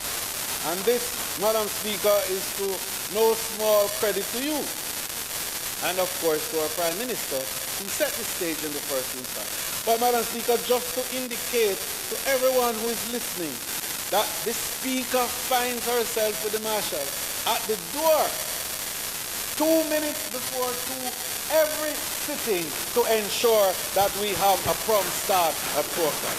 And that's very important. So while we have achieved that objective, that milestone, we now have to say to members, let's come to the House on time and let's start not with 16, which is a quorum, but the full complement of members, all 63 of us here on time at 2 p.m. to start the House with every session. So, Madam Speaker, we could speak about how many times we have met. Indeed, we have met 54 times during the session 21-22. And we have held so far 25 meetings in this current session.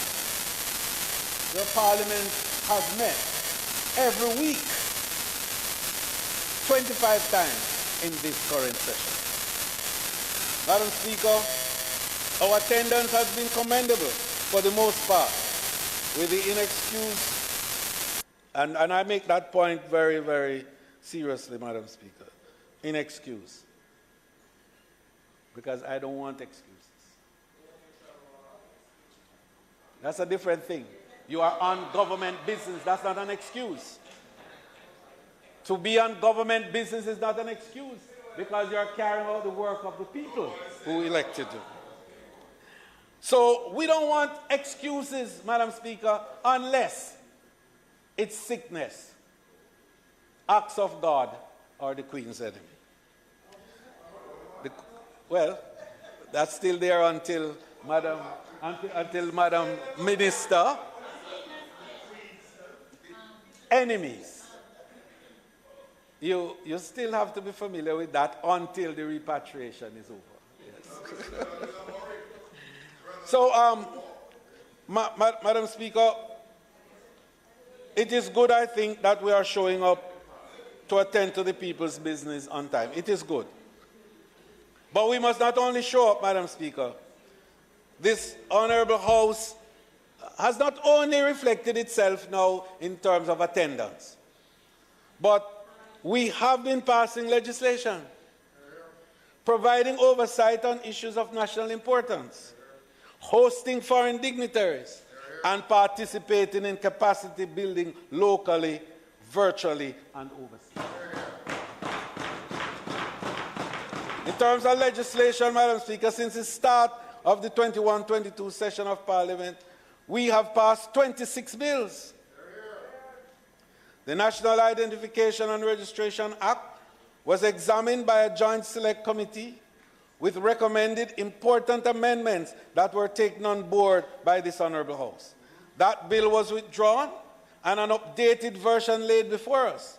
We gave our seal of approval to the new bill and improved bill also last October. And it has since been passed by both the Senate and received the Governor General's assent. The Traffic Amendment Act, the Road Traffic Amendment Act, was also passed. Furthermore, the House has passed bills on sexual harassment, trafficking in persons, the international registration of trademarks, remuneration of attorneys for the provision of legal aid services, and other matters affecting the lives of our Jamaican people. Additionally, we have approved several pieces of subsidiary legislation, such as the Disabilities Regulation, the Judiciary Salaries Order, the Major Organized Crime and Anti-Corruption Investigation and Prosecution Procedures Regulations, 5 sets of regulations under the Telegraph Control Act, and various orders to amend the life of zones of special operation. Members whose constituencies have benefited from these ZOSAs are very happy that this work has been done. And they, in fact, can attest to it in this House. Madam Speaker, the House provided access to information on the activities of the administration by answering 15 questions posed by members since the start of 21-22 parliamentary session. And I want to make the point that we're very serious and strong on that. As we have indicated to you, the program Flow, which enables the debates to go through in terms of the financial and sectoral, and then to focus on private members' motion, question and answer, and indeed the work of the sessional committees and special select committees. The Minister of Labour and Social Security addressed a question on the selection of... Madam Speaker, we have looked at various areas. The selection of participation of overseas programs, we've dealt with that in this House.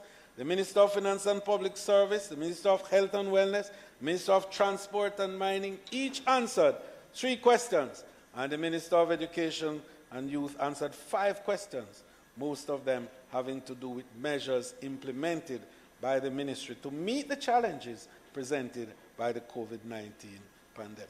Madam Speaker, this Parliament, like the rest of the country, has begun to return to normal and to end what was a very constraining arrangement in an already constraining environment. And I want to use the opportunity to thank you and the team here for rearranging and reconfiguring so that we could comport with the requirements of the protocols for social distancing and so on. And now we are back to where we were, and I think we are more commodiously rich, so that members can move around a little easier and freer from one side of the House to the other. Madam Speaker, the oversight committees, and I wanted to make that point because there are those who feel that the committees are not working. And they may not be working 100% because of all the difficulties we know. And when we talk about the new parliament, we will begin to address some of those deficiencies. But the committees have worked. The Public Administration and Appropriations Committee met 15 times, Madam Speaker, and has met twice in the start of this session, notwithstanding the fact of the program of work for this session. The committee has submitted reports to Parliament on the conflict resolution initiatives of the Ministry of Justice, Finance and contractual irregularities in 3 municipal corporations, and measures to revive the tourism investment, commerce, agriculture and fisheries sector during and after the COVID-19 pandemic. The Ethics Committee met 9 times to examine exemption motions brought before us on behalf of members of Parliament and submitted report on each of them. The Public Accounts Committee met 4 times and completed 100% of the special audit and performance audit reviews assigned to them by this Honourable House. The Regulations Committee met 6 times. The Human Resource and Social Development Committee met 5 times and examined the operations of the Child Diversion Program. The External and Internal Affairs Committee met 4 times. The Integrity Commission Oversight Committee met 3 times. The Infrastructure and Physical Development Committee and the Economy and Production Committees met also at least once during the period. Madam Speaker, it is an indication that we are stepping up in these areas which are so critical for the oversight and review responsibilities of this House. We met 3 times, and we will meet on, I think, the 7th of July. 2 days, the 6th and 7th of July are scheduled for our meeting. I just want you to know that when this leader says we are doing something, we do it. That's how we can. Madam Speaker, in the period following last year's sectoral debate, the ministry took opportunities to learn, and I want to make this point, and build bonds of friendship and cooperation across the globe. Because this parliament doesn't exist unto itself. We are part of a broader global democracy that we are part of, and also of global governance that we are all a part of. So, Madam Speaker, in February, a 9-person delegation consisting primarily of first-time parliamentarians was invited to the UK Parliament to experience first-hand parliamentary practice and procedures at the Westminster Palace. Yes. In March, a delegation consisting of 3 parliamentarians and a member participated in the 70th Westminster Seminar. This year's focus on evolving Parliament was timely, and our delegation was exposed to innovation to make Parliament more efficient and robust and to allow for greater public participation. Madam Speaker, many of the persons, the in-person and virtual forum that the Parliament participated in centered around promoting gender equality. For example, the core group of the bicameral caucus of women parliamentarians participated in a series of sessions guided by the Parliamentary Gender Equality Network, and that was aimed at exposing our members to the complexities involved in maximizing the impact of a woman's parliamentary point of view. And I gather that one has been put together and will soon be promulgated in this very chamber. We can see today the fruits of participating in this project in the motion tabled recently by the Minister of Culture, Gender and Entertainment and Sport. And Madam Speaker, it is a source of great pride to me when I look on the pictures and the reviews that come back from the various places where our parliamentarians have gone to participate in fora in relation to governance and the building of good practices in Parliament. It is a source of great pride, and I really want to commend those young parliamentarians in particular who were participants in these programs. So, Madam Speaker, cooperation is a two-way street, and our Parliament has been active in capacity building activities outside of Jamaica.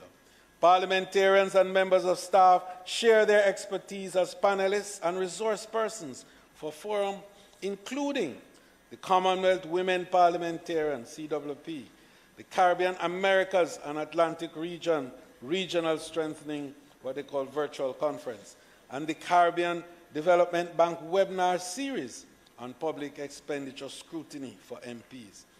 Listen to the type of conferences that we participated in. Caribbean Clerks Program organized by the Commonwealth Parliamentary Association branch to strengthen the capacity of our clerks to respond to challenges that we have here on the basis of best practices that they glean from other parliaments. Parliament gathering on occasion, Madam Speaker, for the 9th Summit of the Americas provided another opportunity for exposure in the way in which good parliamentary practice is pursued. So, Madam Speaker, we really have never had, in real terms, a House of Parliament properly established for our legislature.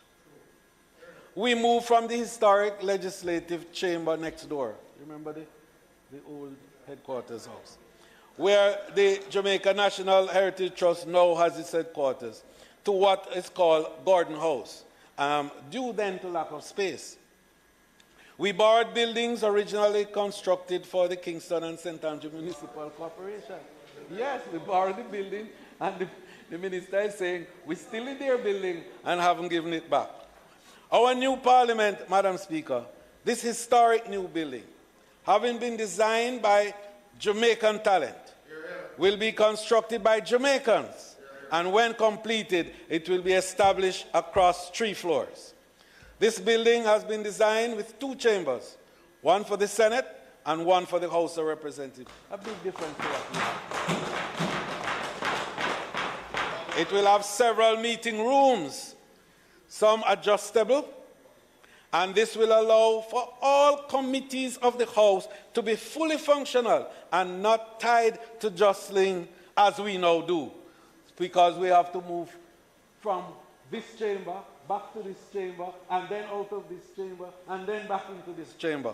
We will now have the facility to move into different breakout rooms so that we can have our meetings of various committees simultaneously. Madam Speaker, this Honorable Assembly has been conceptualized to last for at least 3 generations, allowing for additional seats when needed, meaning, Madam Speaker, that we are making plans to facilitate its utilization for close to 100 years without significant structural changes at all. And that's far-sightedness. Madam Speaker, there will be up-to-date cameras and technology in order to ensure connectivity and security of all users of this new parliament. This will therefore facilitate a new hybrid variety of meetings, which we have become familiar and accustomed to, so that we no longer have to worry that I am in US and the parliament is happening in Jamaica and I can't participate. I think that will be a new innovation that will be valuable to us, particularly ministers who have to travel, and that the parliament sitting, we can still be part of it and vote and contribute to the debate, even not being physically located there. And this is very important, Madam Speaker. So technology is going to be a feature of this new parliament. It will facilitate a greater level of participation by all members. Madam Speaker, the National Heroes Park will be the home for the parliament. It's the chambers for debate. It will be the chamber for nation building for the people's representatives. But it will also be an establishment of green spaces that honors not just our heroes who are within the heroes circle, but the communities that are around it. Madam Speaker, we want to have a place where we can be proud to say that this is where the business of the people is transacted on a daily, weekly, and monthly basis, because that's how the Parliament will be able to function. We'll be able to function daily, weekly, monthly, and throughout the year. And also, Madam Speaker, the facilities are going to be so configured that its immediate environs will not only provide a look of absolute aesthetic delight, but will also enable the creation and meditation facilities for families and young people who just want to sit in the area and to think and reflect and rejuvenate. So we are creating something that's more than a chamber for debate and discussion, but a community that will enable all the citizens around to have use from time to time. Madam Speaker, as I close, I have to yet again give commendation to what is without doubt a government that functions with a zeal and laser-like focus on problem solving, while not allowing ourselves to be distracted in our efforts to implement and achieve our manifesto commitments under the leadership of the Most Honorable Andrew Michael Holness. We are, Madam Speaker, building our Jamaica, sowing SEEDS, seeds for peace, opportunity, and prosperity.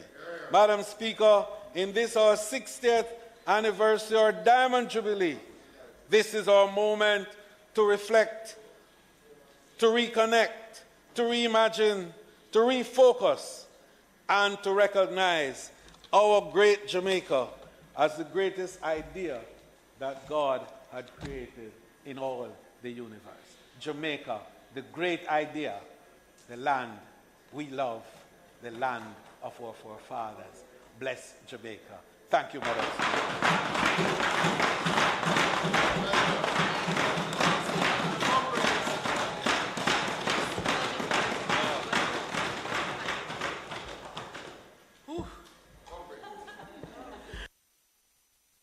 Madam Speaker, because we tried to cover 25 settings. Madam Speaker, I beg to move for the recommittal of the agenda to commence after statement by ministers and to continue back to business of the House. May it please you, Madam Speaker? Members, the question before the House is that we have the recommittal of the items that were suspended on the agenda, beginning with announcements. Announcements? In favor? Those against? The ayes have it. Announcements. Laid on the table of the House today are the following: the Hire Purchase Amendment Regulations 2022 under the Hire Purchase Act. Special report of the National Rapporteur's Knowledge, Attitudes and Practices Study on Trafficking in Person in Jamaica. Tourism Enhancement Fund Business Continuity Plan Guide Book. Revised Framework Disaster Risk Management Plan Template and Guidelines for a Resilient Tourism Sector, dated May 2022. Revised Framework for disaster risk management in Jamaica's tourism sector. Annual report of the Milk River Hotel and Mineral Spa for the year 2022-2021. The Integrity Commission Special Investigation Report concerning allegations of favoritism, conflict of interest, impropriety and irregularity in the award of a contract by the National Works Agency under the East Portland Special Mitigation Program 2017.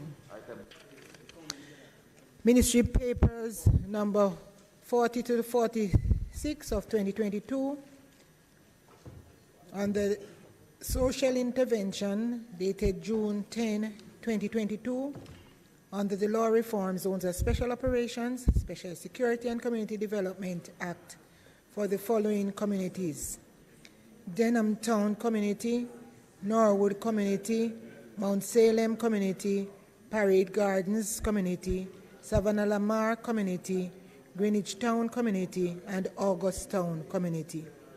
And the Law Reform Zones of Special Operations, Special Security and Community Development Measures, Extension of Period of Operation Number 3 Orders 2022, and their resolutions for the following zones: the Norwood Community in the Parish of St. James Zone, the Greenwich Town Zone, the Denham Town Community Zone, the Mount Salem Community and Environs in the Parish of St. James Zone, the Savannah Lamar Zone, the August Town Zone, and the Parade Gardens Zone.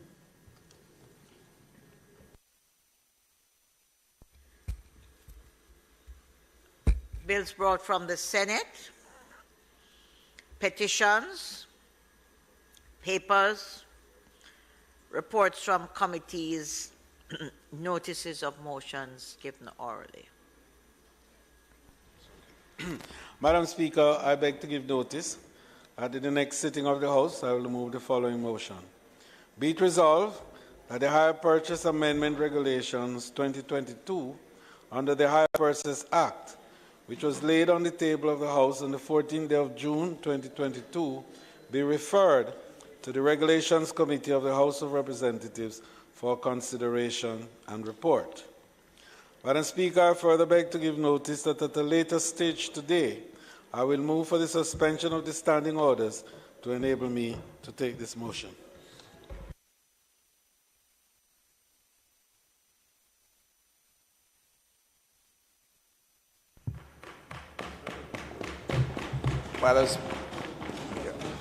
Those motions now. Madam Speaker, I beg to give notice that at the next meeting of the House, I'll move the following under the Law Reform, Zones of Special Operations, Special Security and Community Development Measures Act 2017. The Law Reform, Zones of Special Operations, Special Security and Community Development Measures Act, August Town Zone, extension of a Field of Operation Number 3, Order 2022 Resolution. Whereas section, and as I read this, Madam Speaker, I note that we get the amendment soon. Whereas section 4, that's a resolution.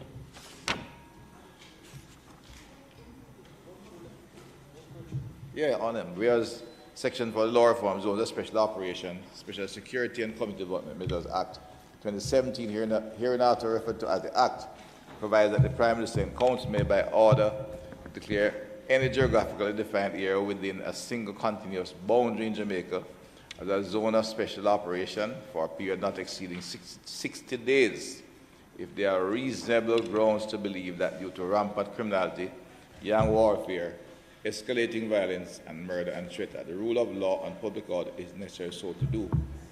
And whereas in accordance with the section, the Prime Minister and Council under Law Reform Zones of Special Operations, Special Security and Community Development Measures, August Town Zone Order 2020, and whereas that order provides that the said zone shall operate for a period of 60 days, and whereas Section 5 of the Act provides that the Prime Minister and Council, after consultation with the joint command made by order subject to affirmative resolution of the House of Representatives, extend the said period for such further periods each not exceeding 60 days. Whereas on the 13th day of June 2022, the Prime Minister and Council made the law reform zones of special operations, special security and community development measures, the August Town Zone Extension of Field of Operation number 3 Order 2022. Now therefore be it resolved that by this Honourable House as follows. This resolution may be cited as the law reform zones of special operation, special security community development measures, the August Town Zone Extension of Field of Operation number 3 Order 2022. 2. The law reform zones of special operations, special security and community development measures, the August Town Zone Extension of Field of Operation number 3 Order 22 is hereby affirmed.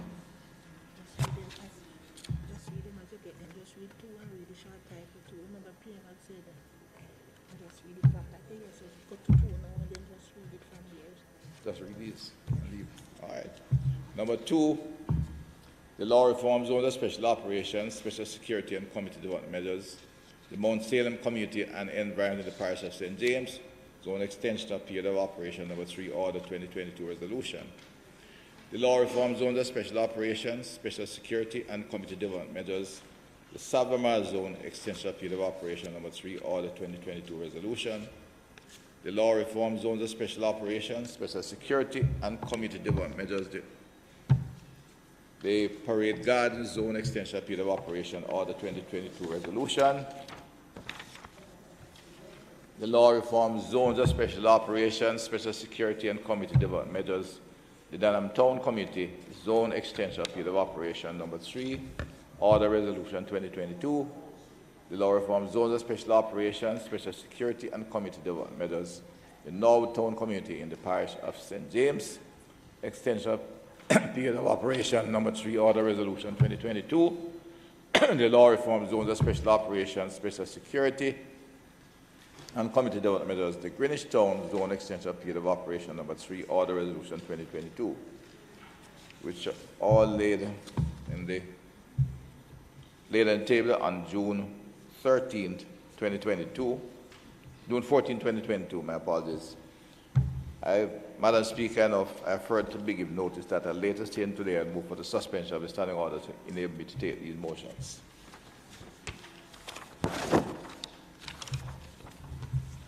Questions and answers to questions. Motions that may be made at the commencement of public business requiring notice. Motions relating to sittings of the House. Motions for leave to introduce bills. Presentation of bills without leave of the House first obtained. Public business. Madam Speaker, the public business matters will essentially be confined to the discussion and debate on the ZOSO and the passing of those resolutions.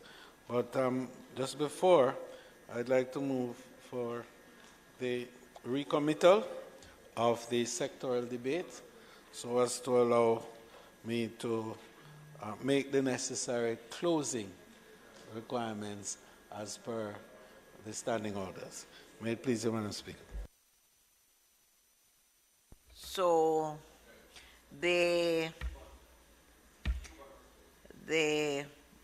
question is that the motion for the close of the sectoral debate made by the House Leader be approved. Those in favor? Those against? The ayes have it. Motion approved.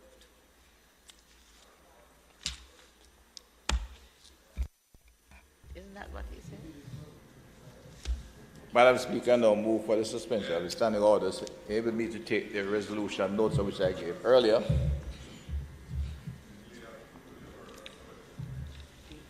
The question is that standing orders be suspended to enable the Minister to take the resolutions, notice of which was given earlier. Those in favor? Those against? The ayes have it. Thank you, Madam Speaker, members. Consistent with requirements under the Law Reform Zones of Special Operations, Special Security and Community Development Measures Act, we are seeking further extension of all 7 areas currently declared and the areas of zones of special operation. And I hope, Madam Speaker, will soon bring the required amendments to report on this every 6 months. The zones of special operations is a particular process, which will take time, and doing it every 60 days is not the best way. We have made the required recommendation. We expect them soon. The zones currently, which are located in the communities of Mount Salem, Denham Town, August Town, Greenwich Town, Norwood, Parade Gardens, and Salvamar State to expand June 21, 2022. As a matter of interest, indicate that in the last week, there has been no criminal activity in any of the zones, including with Denham Town, no shootings. Madam Speaker, as customary, the ministry papers have been laid in the House, and members can view the activities taking place in the communities, particularly around those in the bill phase. While we note the value of this intervention in declared spaces, more time is needed to achieve long-term transformational results in the declared communities, and activities on the bill phase will therefore take time as we continue to bring together multiple ministries, departments, and agencies on the whole of government approach to address different aspects of violence, prevention, and social investment in some of the most violent-prone communities. Acting on the advice of the National Security Council and in accordance with the Law Reform Zones of Special Operations, Special Security and Community Development Measures Act, and in accordance with Section 5 of the Act, which requires that the Prime Minister and Council, after consultation with the Joint Command, may by order subject to affirmative resolution of the House of Representatives, extend the periods referred to in Section 4.3, submit that the Mount Salem, Denham Town, August Town, Greenwich Town, Norwood, Parade Gardens, and Salvamar zones of special operations, special security and community development measures be extended for a further period of 60 days. Madam Speaker, with respect to the operational and community building strategy, Mount Salem and Denham Town will continue into the build phase, while Greenwich Town, August Town, Norwood, Parade Gardens, and Salvamar will continue the whole phase, moving quickly into the build phase. Outlook in all the communities is positive. As I said, there has been not only major reduction, but over the last 10 days, there has been not a single shooting incident in any of these communities. Since the respective period of declaration, and as of 12th of June 2022, there has been no murders reported. Concluding, Madam Speaker, targeted crime prevention programs are being implemented in vulnerable communities across the island with the use of enhanced security measures, such as the zones of special operation, ensures that the relevant security, assets, and social development and resources are concentrated within these communities to reduce criminal violence and improve the living condition of the residents. Enhanced security measures save lives. Those are an important part of that arsenal of measures that we must continue to utilize, Madam Speaker. Thank you, Madam Speaker.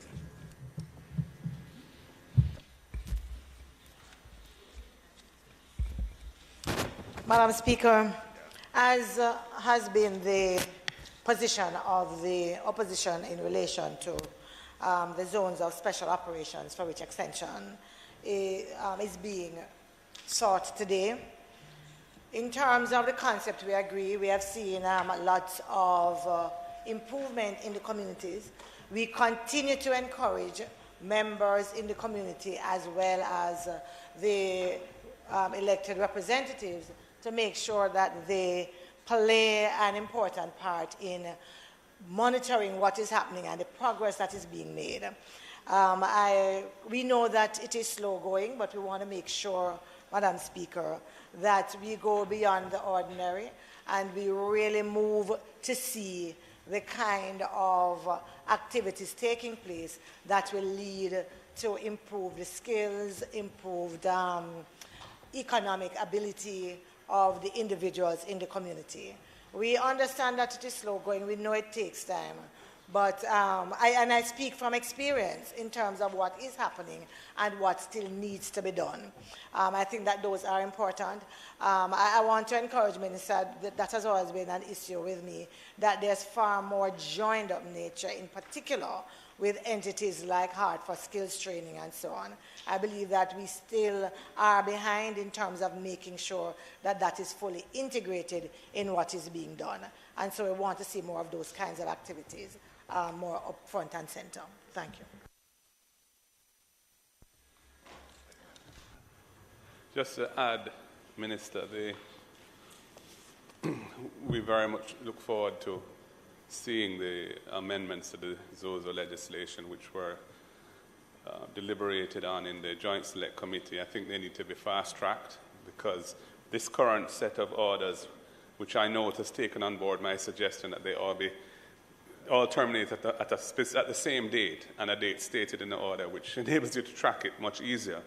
But that date is in the, I think, third week of August. So you're going to have to come back again in some way and deal with that, which is very, unless you can pass the legislation before we go on recess, which would be very good. I mean, another possibility would to say that the orders could go on for a longer period of time unless the House resolves to end them and to flip it in that way. So you don't have to be constantly renewing them, but you can bring them to an end if you don't need them any longer. But generally, we support the use of these. Our vision for them is a little different to yours, I think, because we would like to see them used more extensively in hotspots. But I realize that you have a particular construct or concept of what it is, and you're sticking to that. We have 7 of them now, but we're continually seeing new areas of flare-up. Now in Spanish Town, there's another one with, gang-related, although we've noticed that the media is reluctant to name that particular gang, but we're concerned about that because that represents another possibility of extensive, serious violence. And of course, the problems in the West continue. And then there are sporadic incidents all over the place on an ongoing basis. So the crime situation is still very much out of control, I would say. And the ZOZO is an important aspect of the solution, but it isn't sufficient. And we look forward to hearing, as time goes by in the near future, further strategies that are being employed. We're pleased when we see the fines that have been taking place of arms. There have been some very important discoveries of firearms recently, and we applaud that. And we hope that will continue. And what we'd like to see is that reflected in a reduction in the number of shootings and murders in particular involving firearms, which we haven't yet seen, but we're hoping to see. And that ought to happen if you're able to continue the rate at which you're discovering or apprehending firearms. So, in short, we support all constitutional methods of dealing with the crime problem. All constitutional methods of dealing with the crime problem. We have concerns about attempts to abrogate, restrict, or otherwise diminish constitutional rights. And so we will always have a problem with those, and you will not find our support easy to come by when it comes to anything that reduces the scope of the rights of our people as protected by our Constitution. But as for the ZOZO legislation, we see it as an important innovation, which has our support. Thank you, Minister.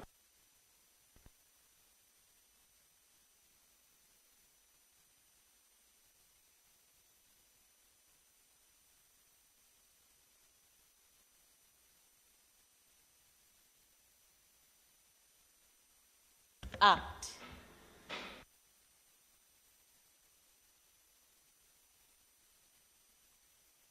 Of having the first zone of operations which was declared under this law in the Mount Salem community in my St. James West Central constituency. Much progress has been made, Madam Speaker, and I think I join the member on the other side in just echoing the importance of community members doing their part to ensure that the gains made are maintained over a period of time. I will resist responding to the leader, save and except to say to the people of Jamaica through you, Madam Speaker, that you mustn't get so presumptuous in thinking that the government intends to operate outside of the constitutional framework. The government respects, not through you know, it is simply not true. It is not true to say that. You keep saying it, but it is not borne out by the facts. It is not borne out by the facts. So don't speak about track record that is not true. Accuracy matters, and it is important that when you speak in the Parliament, that you speak accurately. At least you owe it to the people of Jamaica who are listening. It is not true. Not true. Don't do it. Don't do it. Don't do it. Jamaica has serious problems, and they require serious people with serious solutions to solve them. And it doesn't help us to play to the gallery on any of these matters when lives are being lost in the most brutal way. It doesn't assist at all. It is responsibility that guarantees rights. And we are aware of the constitutional framework, and we have the guidance of the court. So do not for one moment think that this government is not taking special care in the measures to address the grave problems that this country faces. Grave problems. And the tendency to speak inaccurately is not a good one. Madam Speaker, on a point of order. So, Madam on a point Speaker, on a point of order. The member is suggesting I'm speaking inaccurately when I say there's a track record. Whether it be the letters of resignation of the senators, whether it be the state of emergency used as a routine policing tool. Madam Speaker, this is wrong. Whether it be the NIDS bill, whether it be putting the Chief Justice on probation when he's appointed, these are all examples of the approach that member has towards our Constitution. It is not something that commends itself to us, and we will resist it robustly in defending the rights of the people. You know, member, you rose to support the motion brought by the minister and yielded to the temptation to respond across the aisle. I am going to invite, whenever we get up to make our things, just concentrate on the speaker, make your proposal, and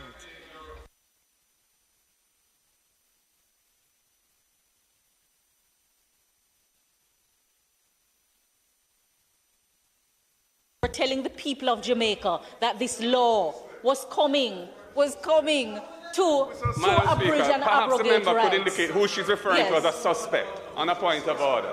Who is she referring to as a suspect?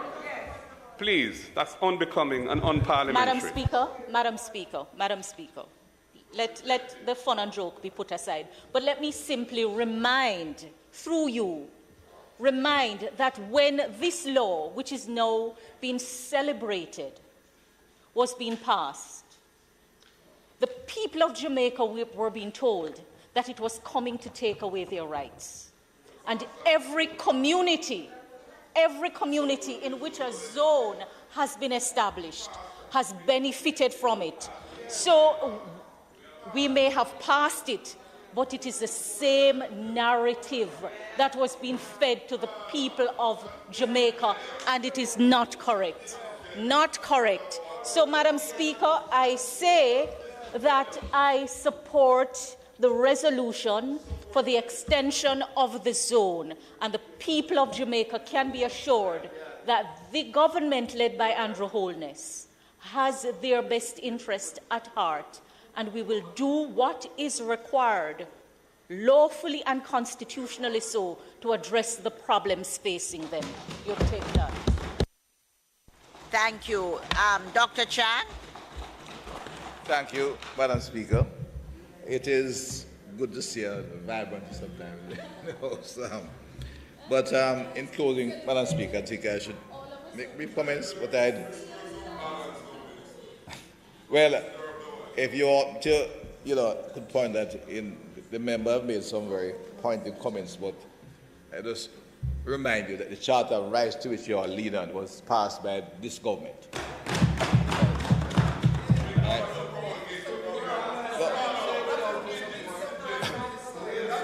It was passed by this government.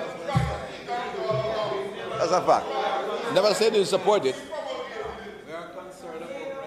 And as I go to Zozo and we refer to certain legislation, there is what you call in this charter rights certain level of lateral responsibility, and those who refuse to respect and uphold the rights of others must be subject to law.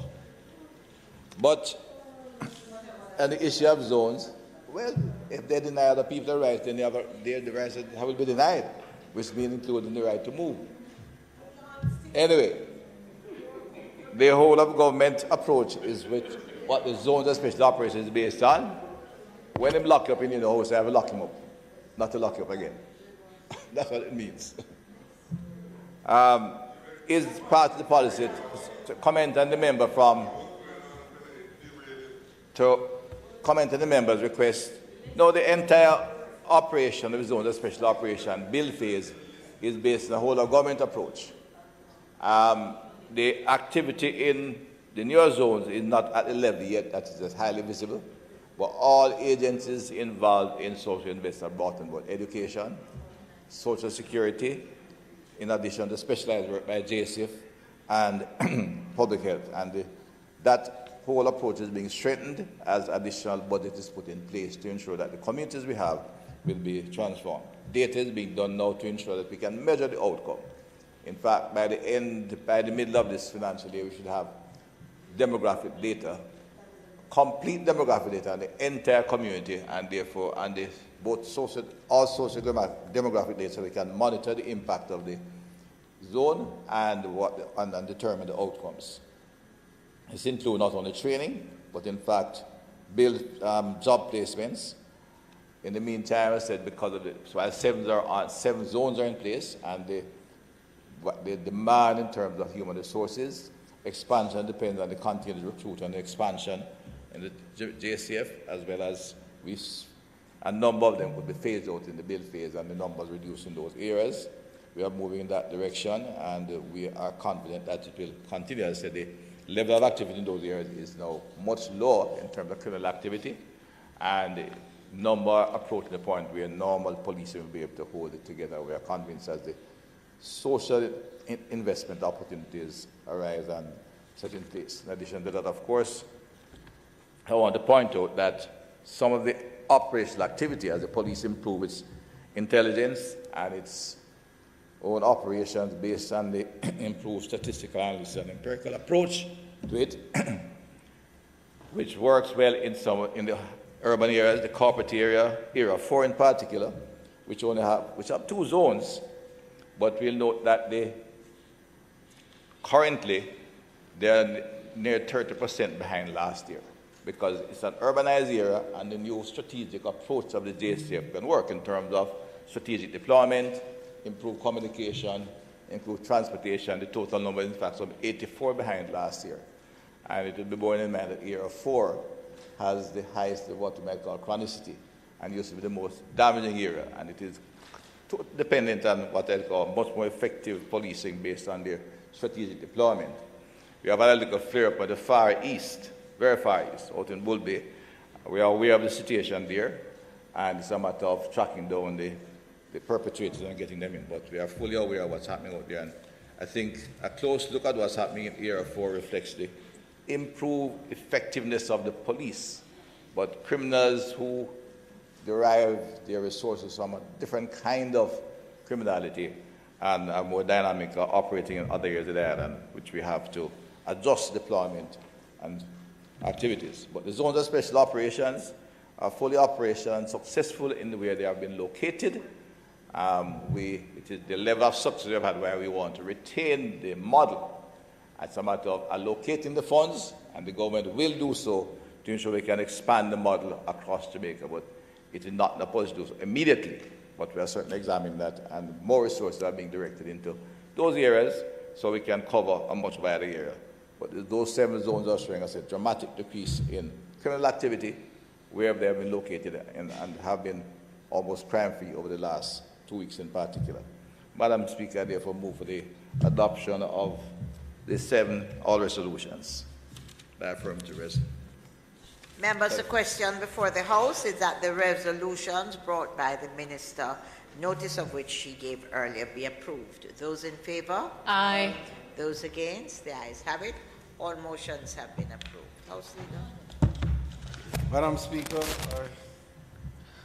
I now move for the suspension of the standing orders to enable me to take the motion, notice of which I gave earlier, that relating to the hire purchase amendment regulations. Members, the question before the House is that the standing orders be suspended to enable the Minister to take the motion, notice of which he gave earlier. Those in favor? Those against? The ayes have it. Minister. Madam Speaker, I now move for the acceptance of the motion, that it be approved. The question before the House is that the motion, notice of which was given earlier in relation to the hire purchase amendment regulations of 2022, be approved. Those in favor? Those against? The ayes have it. House Leader. Madam Speaker, it's not intended to do any further business for the day. But just on the motion of adjournment, I just like to indicate that the intention to deal today with the traditional motion in relation to the Cuban embargo, which we had indicated to the House it would have been taken today. Unfortunately, we weren't able to get all the elements together to facilitate today. However, we will have the motion taken at the next sitting of the House. And we're advised that it will be in order in relation to the timelines that are required for a motion of that nature to be passed by this House. So, Madam Speaker, I beg to move that the House be adjourned for a date to be fixed. Members, the question before the House is that the House do adjourn for a date to be fixed. Those in favor? Those against? The ayes have it. This House is now adjourned.